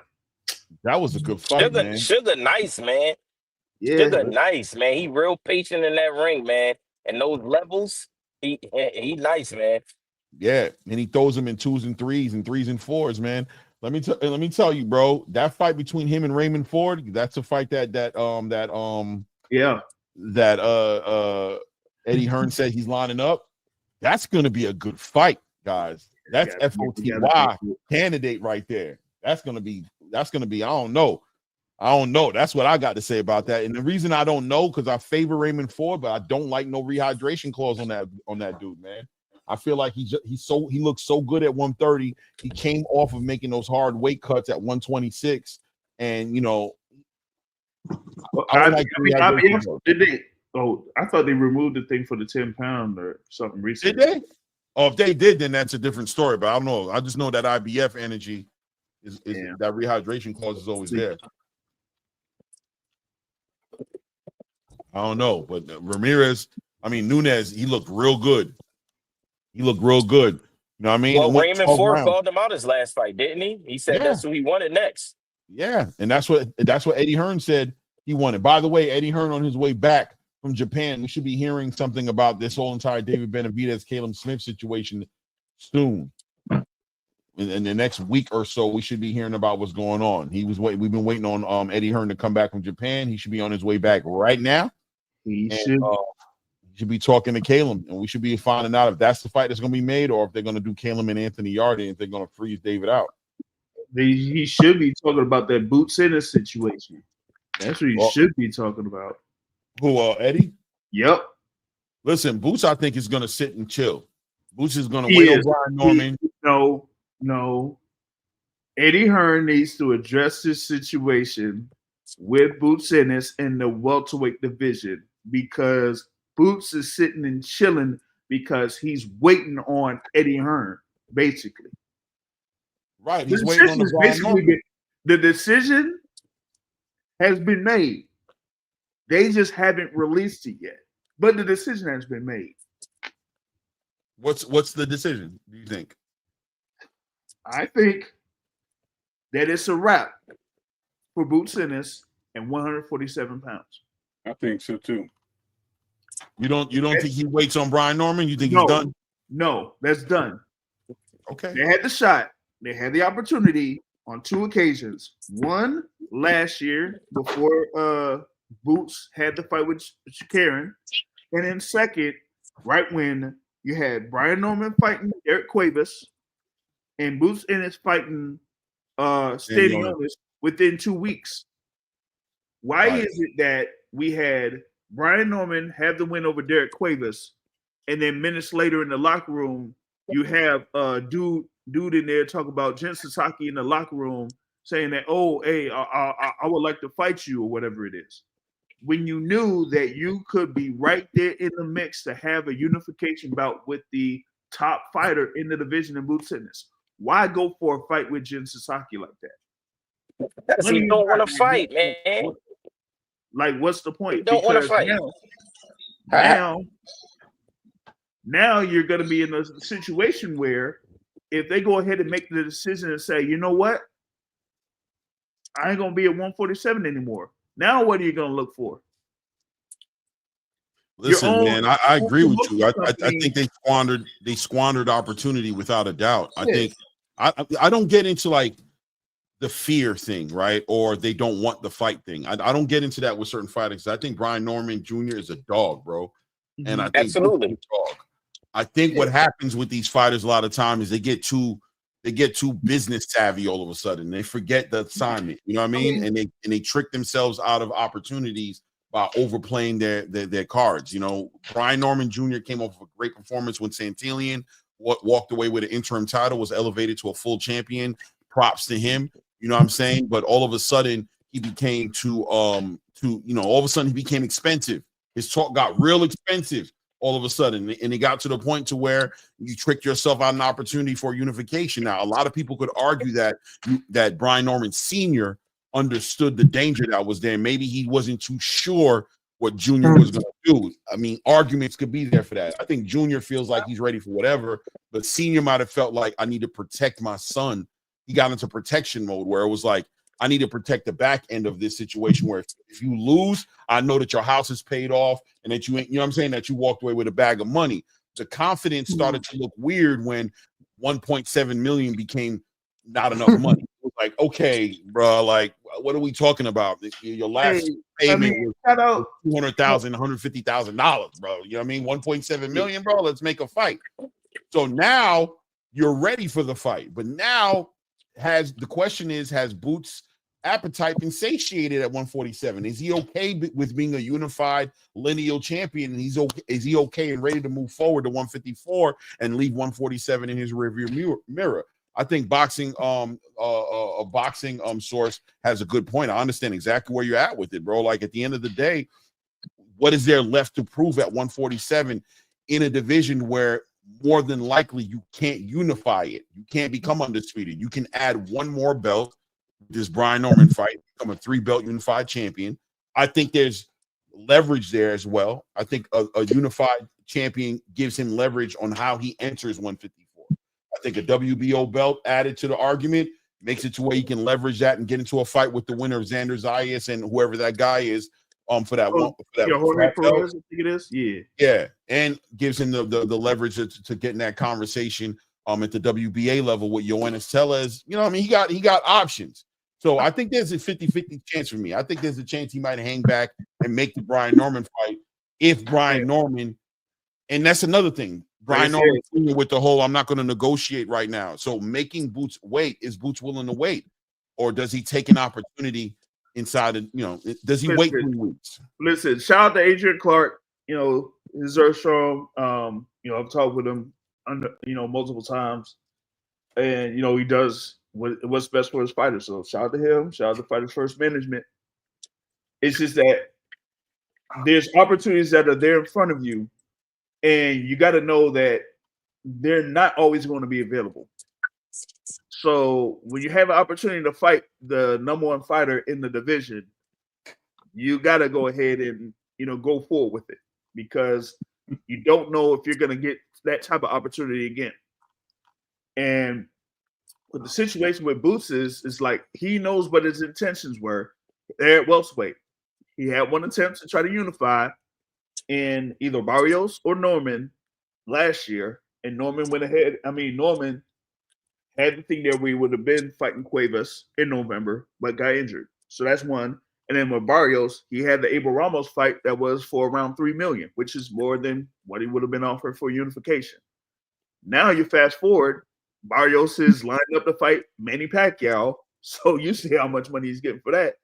And then Brian Norman, who only had one fight against Jared Cuevas on an undercard, then Top Rank kind of like shows you what your value is. And so you're like, you don't want to see if Top Rank can invest in you to build your value up, but you want to go ahead and have another fight that's outside of Top Rank where the promotional company gets around 20 to 30% of the purse. Now you had this fight with Sasaki. Okay, you can go there, you could take care of business, cool. But then once you're done with that, and if Boots Ennis is not there and is at 154 pounds, now where do you go? He make the Pacquiao fight. He make the winner of the Pacquiao Barrios fight. Who knows? Like I said on this platform, that's not even guaranteed. That's not guaranteed. It's maybe not guaranteed, depending on what happens. I'm just thinking the Pacquiao relationship with Bob Arum. It makes I want to see the fight, but coming from, like you said, Clay, a business standpoint, Brian Norman is your fighter. Hey, we got a guy, and I think Boots is satisfied at 147. Let me say that first because he always said he was emailed the belt. He wanted to actually fight for a belt and take it from somebody. Yep. He accomplished that. So he might be ready to move to 54. Mm-hmm. Now, Brian Norman Sr. watches every interview that Boots does. So he knows that as well, that Boots might be satisfied. They get the Gin fight. Boots move up. Brian Norman, now 147 could possibly be his division. He looked good in the Gin fight. Now he could headline his own card and be the guy at 47, possibly. Oh, yeah. No, there's definitely good news there for Brian Norman, one way or the other. You know what I'm saying? He either makes his fight happen, which is probably the hardest task for him, or Boots vacates the division, vacates the belt, and now Brian Norman can begin his quest to unify. Echo, I think you wanted to say something. I wanted to add on to what we were talking about, about taking fights and, people doing whatever, going up in weight. There's three things really when it comes to confidence. You can have the confidence, belief in yourself, okay, and you can have performance confidence as well. That you've gone that weight and you can do whatever you're going to do. But then also you've got this acceptance as well that you're going to just go and do it. A bit like Crawford, he doesn't really know what's going to happen when he fights Canelo. Really, he might believe it, he doesn't know. But when you've got a guy that moves up in weight, like what Ray said, when you like Benavidez, he acclimatized to the weight. But really, should he have been at that weight? That's a question you've got to ask yourself. Just because you can make that weight, does that mean you should be at that weight? And this is why a lot of boxers, they deliberate between moving up too quickly, because it's basically confidence. And it might not just be confidence in the person. It could be through his team as well, because they don't want to upset the apple cart, so there's lots to be said about, people taking that leap of faith, because really a lot of times it is a leap of faith, especially when you go up in one or two weights or whatever, even one weight. Some guys just have not prepared themselves to go up that weight yet. You've only got to watch the fight between Errol Spence when he fought Mikey Garcia. Mikey Garcia, he'd never been a welterweight. He didn't look like a welterweight. He just looked fat. He wasn't ready to be a welterweight. He wasn't. And even if you're ready physically, you might not be ready, with your belief. You know what I mean? So I think a lot of it is down to belief as well.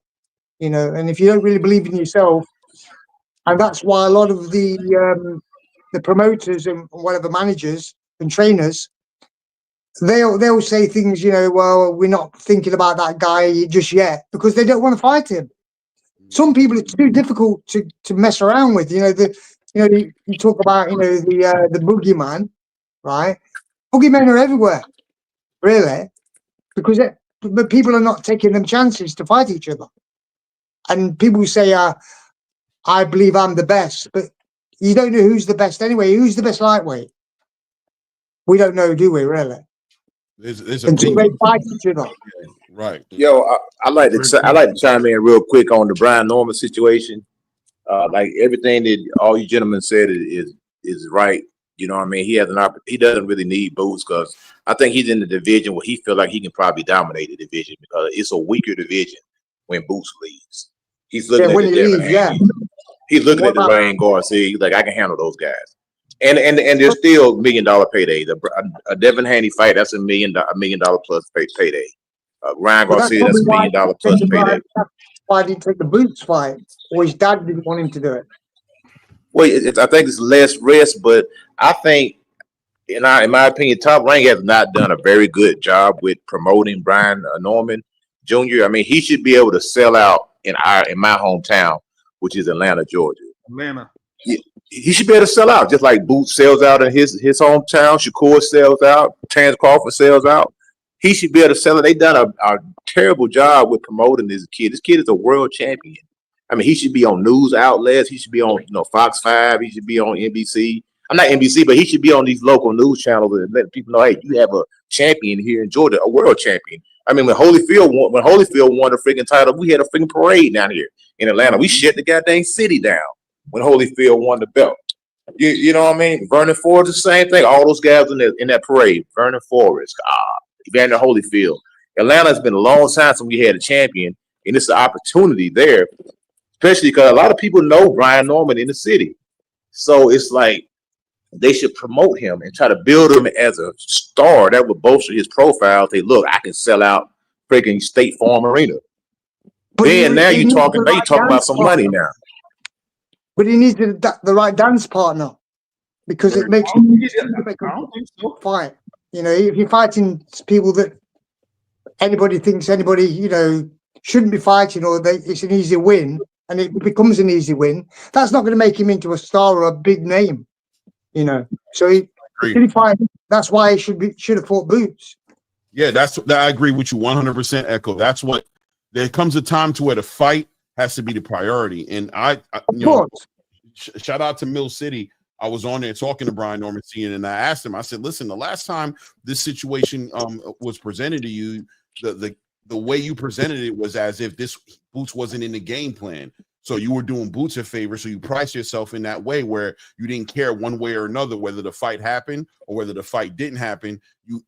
He wasn't in the game plan is what you said. Well, this time around, is Boots in the game plan? Now, is this about you and your legacy, or is this about doing Boots a favor? Because if it's about you and your son's legacy, then the price has got to be, you got to be very willing to submit to the idea of your B-side of the B-side space that you're in, and you have to work inside the budget that's there for the fight, and you have to acknowledge Boots is right to get the lion's share of the money. You have to acknowledge that and approach it in the spirit of making the fight, or we're doing this for nothing. And I think Boots and Eddie Hearn, I think like when Eddie Hearn went up to Brian Norman Sr. and was like, listen, I want to jump into the negotiation. Once again, much respect to Brian Norman. I think he's a dog. I love seeing him fight. I can't wait to see his next fight. But if you're coming at him with we're going to work on my terms, I'm not talking about nothing that's cool, but don't be mad if Boots don't wait 3 to 4 weeks for you to be in your company. Don't be mad if you don't move on to the next opportunity and move on. It is what it is. And then they're going to try to frame him as a duck. Right. Brian Norman is looking at it from a sense in this era. Once a person loses they owe, a lot of these casual fans is done with the fighter. Yeah. So he's going to let his son try to keep his O as long as he possibly can, build his name up, make that bag, and then step up to the challenge. But here's when he's good enough, or he's got the confidence, or both of them are. That's what it'll be. Here's the Echo, problem. wait, hold on, Boxer. I didn't hear it. What did you say, Echo? I said that's what happened, but as he just said, they'll wait till he's got that confidence or whatever, then he's really sure of what he can do. Then he'll take that leap of that next step, to take those difficult fights. Because it's all about confidence and self-belief. Everything is, if you believe you can be successful, you'll expect good results. If you expect good results, you have a healthy attitude and you'll take the right actions. It's a success loop. And it works the same way in negatives as well, so you bet on yourself, right? Like Devin did when he went to Australia, right? Like Devin did when he went to Australia to fight George Kambosos. He took the short end of the stick. He took all the, he gave Kambosos all his respect as a unified champion and said, bro, it's your world. Let's get it done. I just want the opportunity because I know what I can do. Just like Floyd did with Oscar. He gave him all the leverage. And then he knew what was going to happen, or he at least believed it, because you don't really know. Nobody knows anything, really. We only believe things. But I'm sure Floyd believed he was going to be the superstar he was once he beat Oscar. Right. And that's why he's willing to, to sort of submit to all the things that he did, like ring size, gloves, and God knows what, Yeah. Right. One second. Let me just read this. Got to be the B-side at some point. Hold up. Let me read this real quick here and answer to this, and then I want the boxing sources tap into what he was going into. Hopefully, he remembers what he was about to tap into. Yep. Dragonfly Jones says Boots wouldn't negotiate with Brian while he was fighting Stanionis. So what's the difference? Listen, there isn't a difference until there is a difference. What's the difference? Boots is okay. He's unified. He, you know what I'm saying? He's a lineal champion. He, you know what I mean? He's doing him. And he's the A side. And he's the A side. And He's the man. He's the welterweight man at the moment. I'm the guy. So I'm going to operate. But listen, Brian Norman has every right to believe he's the guy as well. But at the same time, what comes out the dark is who benefits the most out of staying in their position. Boots does. Boots stands the best one. He's the one who has Turkey screaming at him to give him opportunities to make fights. He's the one who got Teofimo calling out his name. He's the one who has the whole boxing space begging him to go to 154. He's the one with all the opportunity. Brian Norman is the one building up his brand. Granted, he has time. He's young, he has time, and he's well within his right to take advantage of his time. But at the end of the day, this opportunity in front of you, if you want to take advantage of it, you're going to have to play your position as the B side person to this particular opportunity. You have to. There's always a B-side to play. There's always a B-side. There's always a B-side. But people got to recognize your worth. That's what I'm trying to say. Mayweather recognized he was B-side, and that's why he took action, because he just didn't want to be there. He didn't want to be that. Looking. People were thinking Oscar was always better. So that's what he was. I mean, it depends on your stardom, right? And we already know that. So, I mean, with all due respect, Brian Norman still hasn't made over $1 million in the fight. So that in itself generates some of the because we always talk about money with fighters and what generates the A side to B side. So if that's the case, then Brian Norman already sits in the back. And I'm actually going to end it right now because actually I think boxing sort of supposed to remember his thoughts, and I'm gonna let him cook, and then I'm gonna come back in. Yeah, go ahead, boxing source. Yeah. So the thing that has me stumped is there was talk from Brian Norman Sr. where he stated to a degree that he basically called out Boots Ennis and said that Boots Ennis would be a bitch if he didn't fight Brian Norman Jr. next. That's what he said. Yep, that's what I heard. That's what he said. Now, again, as I raised it before, it's interesting to me that when Brian Norman Jr. has his bout with Derek Cuevas, soon afterwards, Jensen Saki is in his locker room. So it wouldn't have mattered if Boots Ennis tried to negotiate a fight while he has a fight going on with Stanionis. If their intention pretty much was trying to go in the direction of fight Jensen Saki, it wouldn't have mattered. So by that time, it's like, okay, I know that if he's going in the direction of fight Jensen Saki, and then later on I find out that Mario Barrios is fighting Manny Pacquiao, what's the point of me staying here at 147 pounds if either one of these champions don't want to unify with me? Right. And after that fight, even before the fight happened, boxing source, Brian Norman Sr. is on Mill City again, saying that he will go to the Philippines and fight Manny Pacquiao if he wins next. Now that, I mean, yeah, but that's understandable. And he's not even mentioning Boots, though. But I'm just saying, he's already lining up another fight. But yeah, you're lining up another fight, but that kind of like goes in the intention of, as being a professional fighter, you're trying to get the biggest deal for your guy. Which, okay, if you have that, cool, but don't talk about or try to call out somebody, and then when it's time for you to try to make that fight happen, you're going a different direction. That doesn't make sense to me. And I think that's a legitimate that's a legitimate thing that Boots and Eddie Hearn should factor into their decision as to whether or not they're going to wait or not, right? The time clock is on Boots. 147 is, people would argue he should have kind of been moved to 154 almost. He's gotten to the point to where he's hired a nutritionist. You know what I'm saying? So he's hanging back at 147, probably against a lot of advice from the people around him. You know what I'm saying? And he's doing it in the spirit of unification and doing great things at 147. Brian Norman Sr. has shown, Brian Norman and Adrian Clark have shown a history of being difficult people to negotiate with when it comes to making these fights. Just being honest, right? Just to say that, are we trying to go back and forth with this dude and play this game like I had to do with Stanionis, because Boots literally had to shorten his pockets to make that Stanionis fight. Tom Brown was advising Stanionis to not even take the fight and was trying to get Stanionis not to even do the unification, because let's be real, he probably knew Stanionis was going to lose, right? So he was trying to make it to where, listen, man, there's not enough money on this. So Boots had to literally do what Brian Norman wanted Boots to do, which is why a lot of people hold Boots accountable and say that, man, if you did that with Stanionis, you should have did that with Brian Norman. Right. So he already did that with Stanionis, right? He already took the short. Money wise, he's not getting that A-side money and that A-side privilege respect he's supposed to have in the 147-pound division, because everybody makes the reward the big thing with Boots right now. No, you got to pay me because he's dangerous. He's high risk, low reward. Is Boots and Eddie Hearn looking forward to move forward with another negotiation, dealing with somebody who's going to play that game of I need to protect the back end of my fighter? Nah, bro. Maybe he will.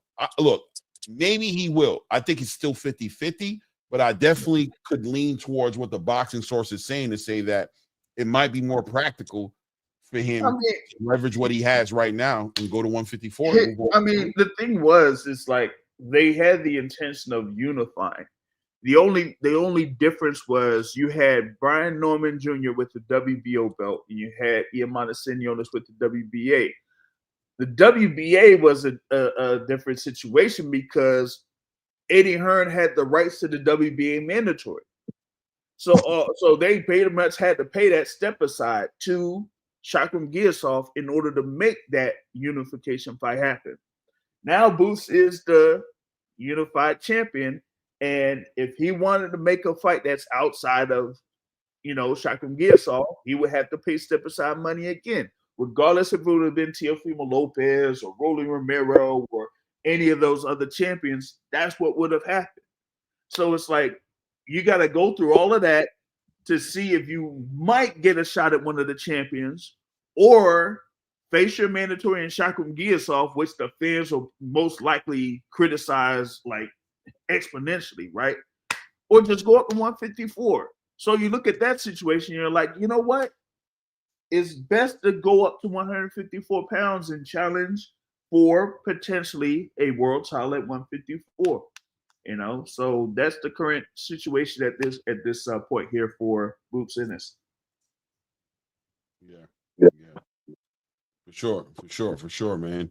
I'm interested in seeing what's going to happen. Eddie Hearn is coming back from Japan. I'm sure he's going to be, dealing with a lot of this. He's probably going to deal with a lot of this backlash with the Teofimo Boot situation, and he also has to deal with this Caleb Smith, David Benavidez situation. I'm interested in the panel's opinion on this too, because we're getting ready to leave in a minute. I'm interested in anybody's perspective on this Caleb Smith, David Benavidez, Anthony Yarde love triangle situation. Does anybody have any takes on what they think is going to ultimately happen? Do they think David Benavidez gets to fight with Caleb? Does Caleb take the fight with Anthony Yarde? Does like, how do you see this thing going? That could go either way. That could, because they're all good fights. So they're all good fights. Yeah. Hold on a second here. Can y'all still hear me? Yeah. Go ahead. Okay. I had got a phone call. I don't know if it disconnect when that happened. All right, though.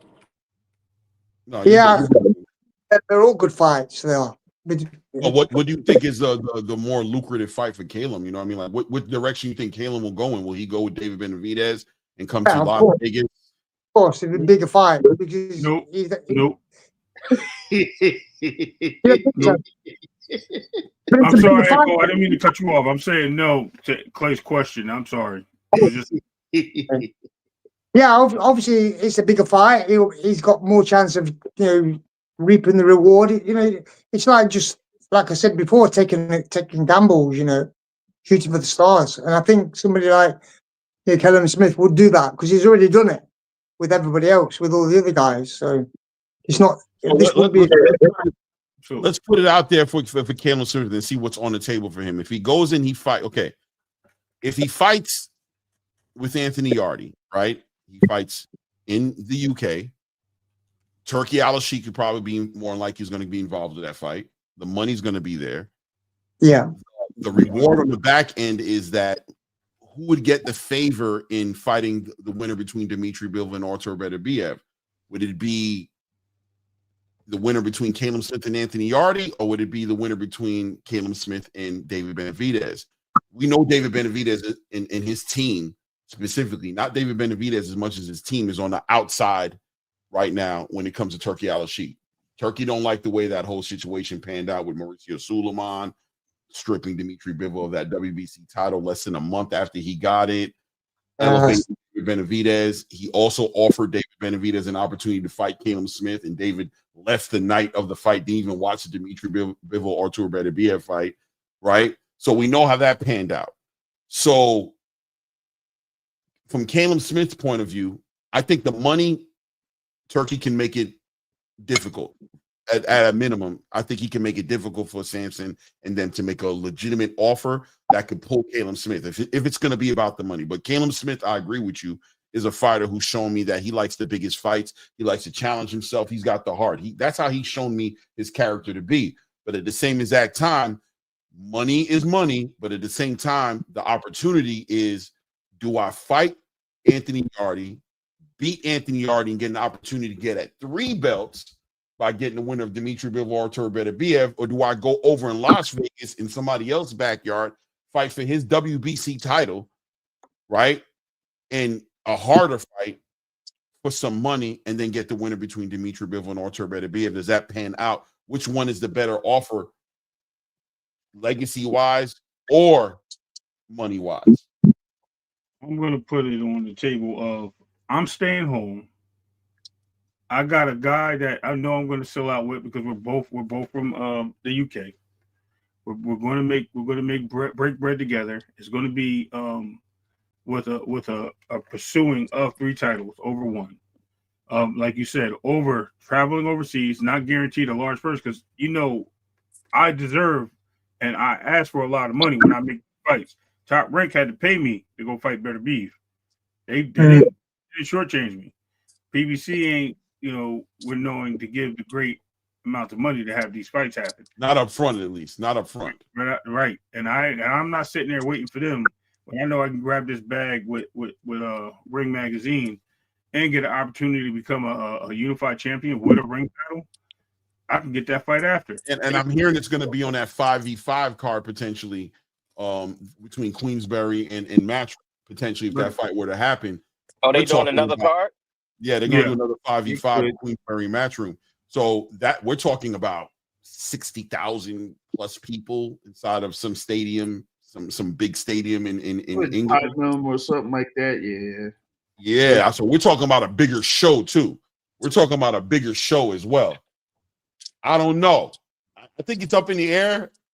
It's up in the air. I could see Caleb, because I agree with Echo. I think Caleb is the kind of fighter who takes the bigger challenge. But at the same exact time, you know what I mean? You're in the latter years of your career. It makes sense for him to hold out and get that big man. Listen, it makes sense. That money makes a difference in this chapter in his career. Why would I even come to America to fight in Vegas? Risking a potential bigger payday and all the belts. Come on, come on. 2 big paydays. Yeah, come on. Exactly. Or maybe he's going to be in Riyadh. Ryan Fraser said maybe it's going to be. It doesn't matter either way. It's a big card. The 5v5 was in Riyadh, and it was huge. Right. The one that Queensberry and Matchroom had. So Clay, the thing is also, if say Gillian Smith fights Anthony Yard, and there's no guarantee that he's going to win that anyway, and that Right. could be a tough fight, and because he's at the end of his career, Yes, sir. that's another, making him, it's another, makes people boxers go downhill. You know what I mean? More fights, and that's not going to be an easy fight. That won't be. That'll be a bit of a war. I can guarantee that. I think that's where he rises. Caleb Smith looks like he likes the fights, though. Like he likes the challenge. That will take a lot out of him for his next fight, because obviously that won't be his last fight. No, of course not. But either way, that will take a lot out of him. I mean, Benavidez is a high volume puncher. Yeah. And I think that takes more out of him. Even if he loses, where does he bounce back from for a championship? Well, he'll probably retire then. Right. That's what I'm saying. It would be better for him not to have any hard fights, really, to be honest. But if he believes he could beat that Buatsi fight was hard. He had to dig deep to get that win. That took a lot out of it as well. Yeah, it did. That was a great fight. That was, by the way. That was the best fight. That was the best fight on that card to me personally. Yeah. And like I said, they're all fights that wear you out. Every fight wears you out to a degree anyway, even the training camps, so especially when you have attack camps and things like that, and a hard fight, you've got some boxers going in the ring with like 4 or 5% body fights. That's not good for your health. That's not, so I think it'd be better, maybe there's no guarantee it could beat Anthony Yard, because Yard's a pretty good fighter. He is. So, like I say, Callum Smith's at the end of his career. He knows that as well. Yep. Well, they both got a formidable opponent in Beterbiev. So you can kind of, look at those two fights. Yard, he was doing great. He just got stopped. Callum Smith, he ran out of gas, and it was downhill from there. Yeah, I thought Yard did very well against Beterbiev. I thought he did really good. Yeah, I agree with that. I like what I see here. What Ant McQueen said. This is a legitimate perspective here. I don't know if it's necessarily the money wise, if I agree with it, but I'll say this. He says if it's about money and legacy, Benavidez is the route. If he were to beat Benavidez, he'd have the WBC belt. Then facing the winner of the trilogy would be for undisputed. Yeah, I agree. It would be for undisputed, right? I don't know if the money. I don't know if the money is the Benavidez route. I don't know that, right? They're gonna have to put together a nice package for Caleb Smith. Yeah. They're gonna have to, and I don't know if they have the upfront money, the capacity to pay. Now, look, they offered Dimitri Bivol supposedly a percentage of $8 million. There was $8 million on the table for the Dimitri Bivol Benavidez fight. Clearly, that's a bigger fight, though. For undisputed, are they going to offer a similar purse for Caleb Smith? Because I could see Caleb Smith walking away with like $3 to $5 million to fight Anthony Yardy on a turkey card. Yeah. Yeah. I don't think they'll be able to have that if for Benavidez stuff. I don't think so. And I don't think it would be good on their part to try to do that in order to, I guess, try to clip the rematch or something like that. But for Benavidez, it's either try to go after Callum Smith or see if they are looking to plan to just have a one-off before challenging for undisputed later next year. Because their promoter or his promoter has plans to try to have that fight be for Cinco de Mayo weekend next year. But right. But the whole thing with Turkey Al Sheikh and the WBC and that whole thing that went on, between those two parties, that could be a little bit of a factor in this too. So, gotta watch out for that. Yeah. I'm eager to find out. We'll keep a close eye on it. Obviously, I think we should hear something. I'm thinking in the next week we should hear something because Caleb was literally waiting on Eddie Hearn to return and come back from Japan because he was dealing with that whole Eduardo Nunes situation. So Let's see what happens. What news Caleb got and what Eddie was able to work out. I'm sure Eddie understands the leverage he has. He's a good negotiator. He knows that he has Turkey in the background, probably in his ear, talking about that Yardy fight, and he's probably talking to Luda Cubis and them and saying, or Samson Leakowitz and saying, listen, what kind of upfront money are we talking about to get Caleb to come to Vegas? We need to know what kind of money we're talking about, because Caleb has a route to be unified. And trust me, on the back end, and shout out to Ant McQueen, I like what you said, but listen, on the back end of Caleb Smith getting a fight and winning between Dimitri Bivol and Artur Beterbiev and becoming unified, he gets David Benavidez anyway by default. And he gets David Benavidez to come to England. You know what I'm saying? Like, you coming over here to challenge me for my belt. I got the bigger audience anyway. I know you think you got the bigger audience, but you ain't got, I don't see no evidence that you're going to pack out 60,000 people in no stadium in Vegas. You know what I'm saying? We know what we're going to do out here. We know the crowd is gonna respect it, and we know we're gonna have the bag behind us with Turkey to pay it out. So you're gonna come over here, or you know, whatever. You can go fight Zerto Ramirez and cruiserweight. Strategy play. That's the best way to do it, really, if you're going to get that fight. Because obviously, then you're forcing the hand of everybody. You know, that's what it's all about, really. Right. It's chess at this point in Caleb Smith's career. It's chess, not checkers. Right. Yes. You get past the silliness of it all, right? Like, yeah, when I was younger, I was gung-ho, I moved like this, but don't expect what I did and what I sacrificed to fight Beterbiev or fight Bivol or whatever have you back when I was at 168 to translate into what I'm doing at 175. This is not the same Caleb Smith. You know what I mean? So we'll see what happens. I don't know, man. You guys slept on him last time. I think he got Yardy, bro. Oh, yeah. No, was somebody in there saying he Yardy? I think he beat Yardy easy.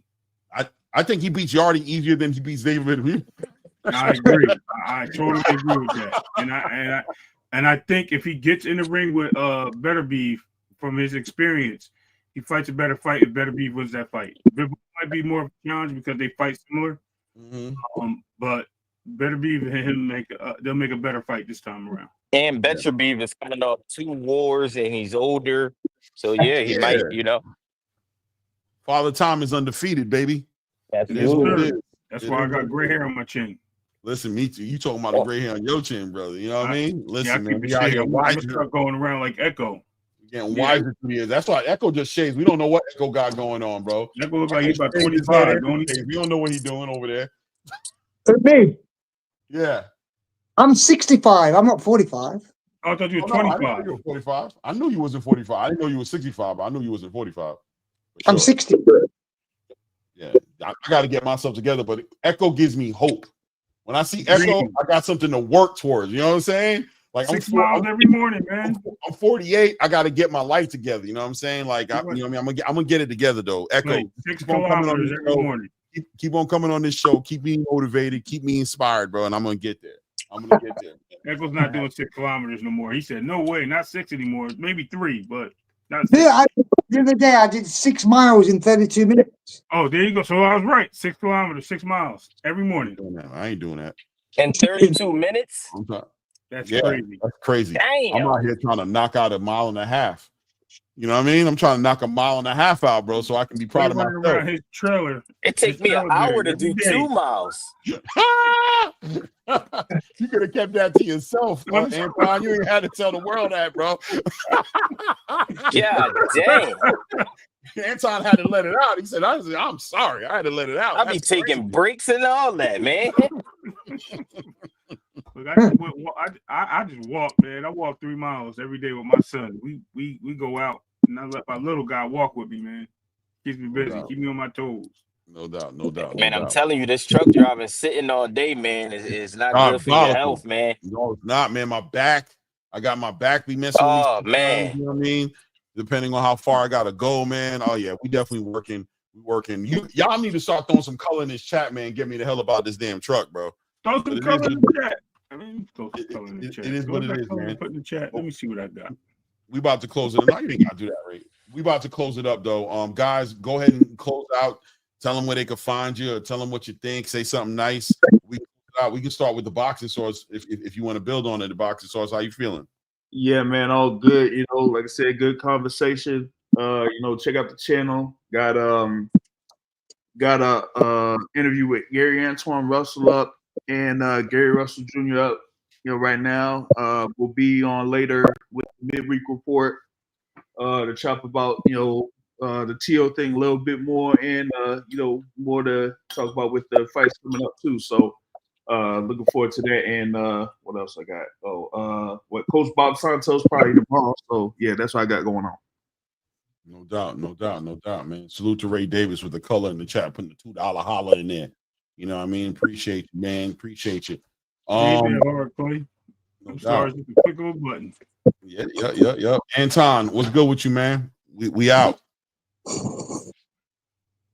I got a different perspective from a different standpoint, man. A couple people that I know last couple weeks, young guys passing away from heart attacks and undisclosed diagnosis, man. As black men, as men, period, fellas, we just got to take care of ourselves, man. Yeah. The 18-year-old football player from Baylor University died today. 18. They don't even know why he died.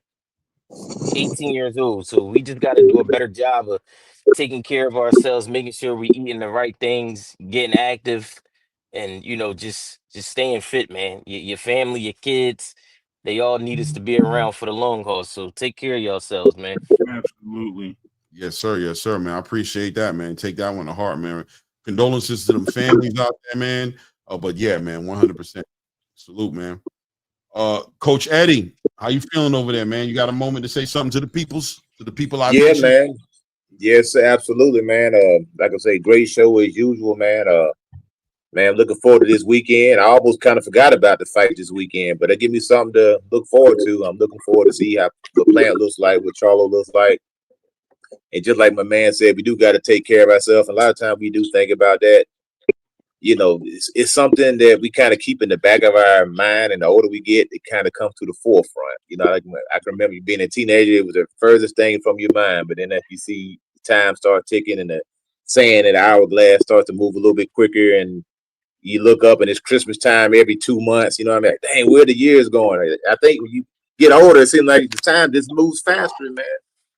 So like I say, at the end of the day, all we can do is the best we can do, try to be good people. You know what I'm saying? Because you never know. No man know the minute nor the hour, man. So you always try to do the right thing, man. Yes, sir. We always think we got more time. We always think that we got more time. I could do this. I could put this on the back burner. We got more time. It's a hadith on that for my Muslim brothers, where it start to say a day starts to feel like an hour. A month starts to feel like a day.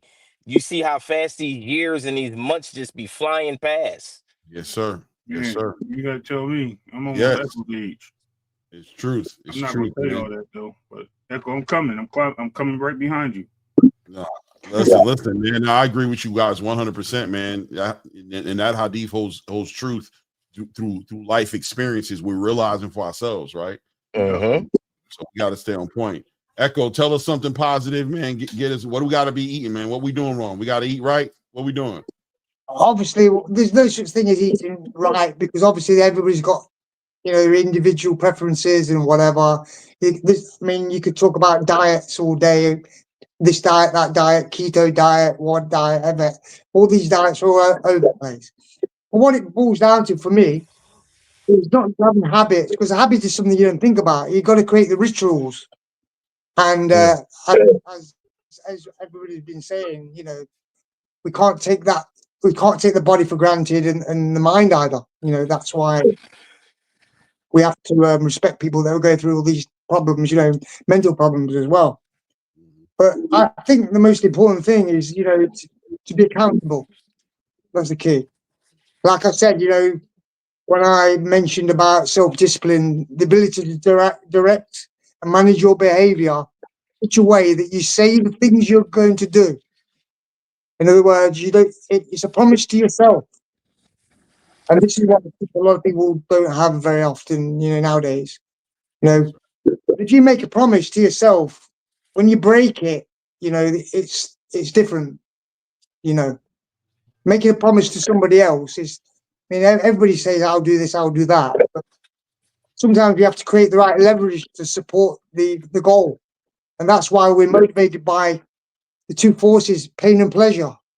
And this is why a lot of people move towards goals, because they've got the pleasure to achieve it. But also you need the pain as well. If you don't achieve it, what's going to happen if you don't get it? So what happens if you don't take care of your health or your fitness or whatever it might be, or you don't go for that goal that you wanted to do, or ask that lady out that you wanted to ask, or whatever, because you may in 10 years' time regret that and think, well, what would have happened? It's better to have a regret than think about what if. Yep. And this is why I do things I do with my body and mind and everything. Maybe I've got a different viewpoint to a lot of people, but I'm very stoic, so I don't get emotional unless I need to. Right. I like it. I like it. And definitely with that 007 background you got, I'm pretty sure everyone wants to see that. Create the rituals, not the habits, because habits you don't even know you're doing. Because it becomes be aware and be present. I got you. Be aware and be present and be purposeful. Move with purpose. Right. If there's a bit of why, there'll always be a how and a to get it, because its purpose is everything. I totally agree. How it makes everything. It does. All right, guys. On this, but yeah, it was a great show today. I really enjoyed it. Yeah, we always have a good time up here, man. We you always you make it fun. Say that again. Everyone makes it fun, but Echo, you make it fun because you bring so much. I mean, you and Coach Eddie both. You guys been in the ring, so you guys bring a lot of different perspective as pro amateurs. It helps having you guys on the panel, and it's funny when people really don't know that those things about you guys. So we're just glad to have you guys experience and the way that you guys dive in and respect our opinions on a lot of boxing talk in all seriousness, and then having a straight a guy that's actually out there in the boxing arenas, in the conversations, in the rooms, like the Boxing Source, who is a media outlet, having him up here and sharing his opinions as well. Brian Frazier in the chat, another one who has a lot of field in the arena. So we appreciate you guys, and Clay, I'm pretty sure he agrees with me. We appreciate you, and Antoine, we do appreciate your opinion because you're definitely a pundit. I watch you from channel to channel. I see you in certain channels I don't even rock with at times. That's okay, no worries. You're a free man. The thing is, I don't go on and go on. I understand and I respect Antoine on that note because he sees different things and he's able to bring his true beliefs to the table. So I like the panels that we have, and I like when you guys build over here. Yeah. Appreciate that. That's my one thing. I never boxed. I've learned boxing. I was doing boxing and MMA. You know what I mean? I've actually sparred people that have fought legends. You know what I mean? Like Nigel Benn and whatever. I was actually going to go into the Nigel Benn camp at one point to get him prepared for Joe McClellan back in the day. So, and I've definitely been around a lot, and that's why I know a lot about nutrition and everything else and how the mind works. And I've been in this game a long time. And I fought a world boxing champion as well. So I've been in a long time. So nice. Yeah, Ray. I like to stay well-rounded in a bit. Like I like to get. It's like if somebody tells you something and you just believe it. Like me, I'm gonna go search for the source. So I like to go to different sources, and that's probably a part of me being involved in being a Muslim in Islam. Like I have learned to seek the truth, seek the knowledge. Like Right. it's not always going to be found in the Quran. You have to go pick up a different book and look for different things to understand something that you may have read. So I like to hear different people's perspectives, get different people's views. Some I don't agree with, some I do. The ones that I don't agree with, not to start none on a panel, I just bring up a different topic and and keep it like that. Let me just tell you, be careful doing that because No, I'm starting to see. That's why I gave that message.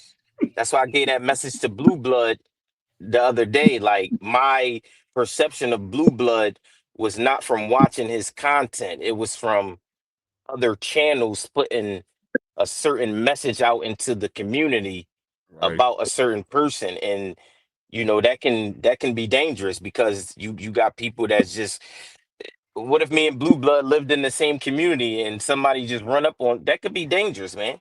Somebody see you in public and just run up on you and repeat some shit, and one thing lead to another. So yeah, man. Facts.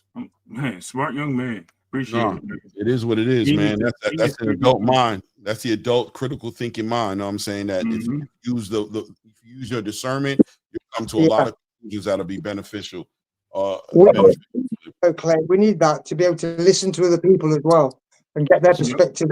Just because somebody doesn't agree with you or you don't agree with them, there's no need to be argumentative or whatever.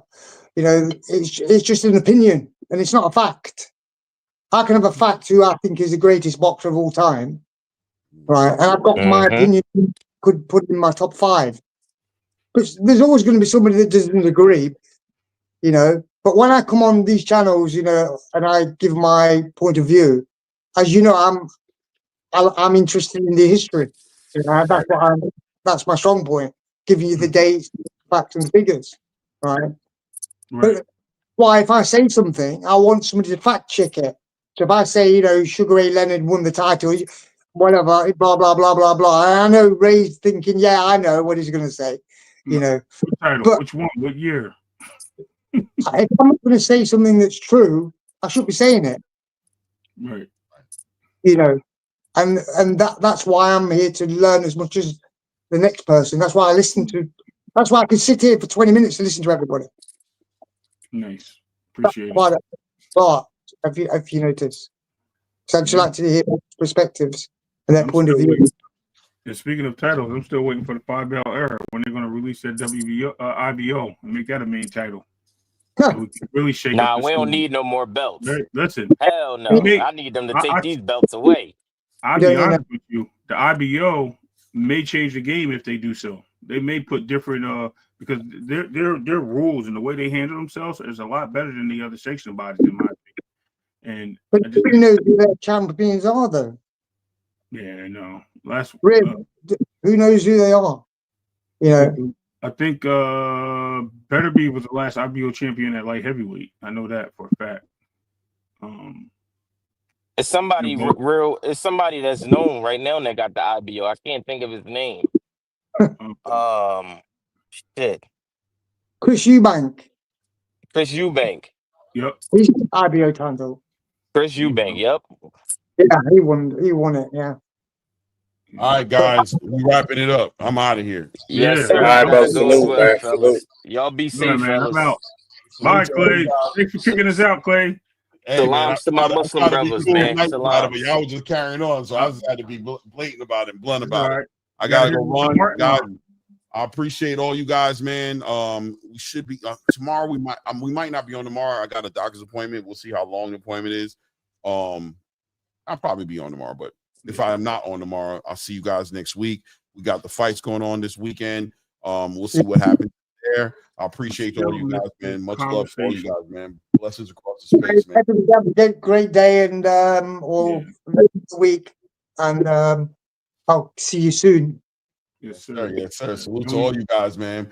Peace, everybody in the building. Peace, everybody in the chat. Everybody who came up to the platform. It's that ATP Combat Media Show. It's your boy Rain. It's your boy Ray Davis. And at this point, we are.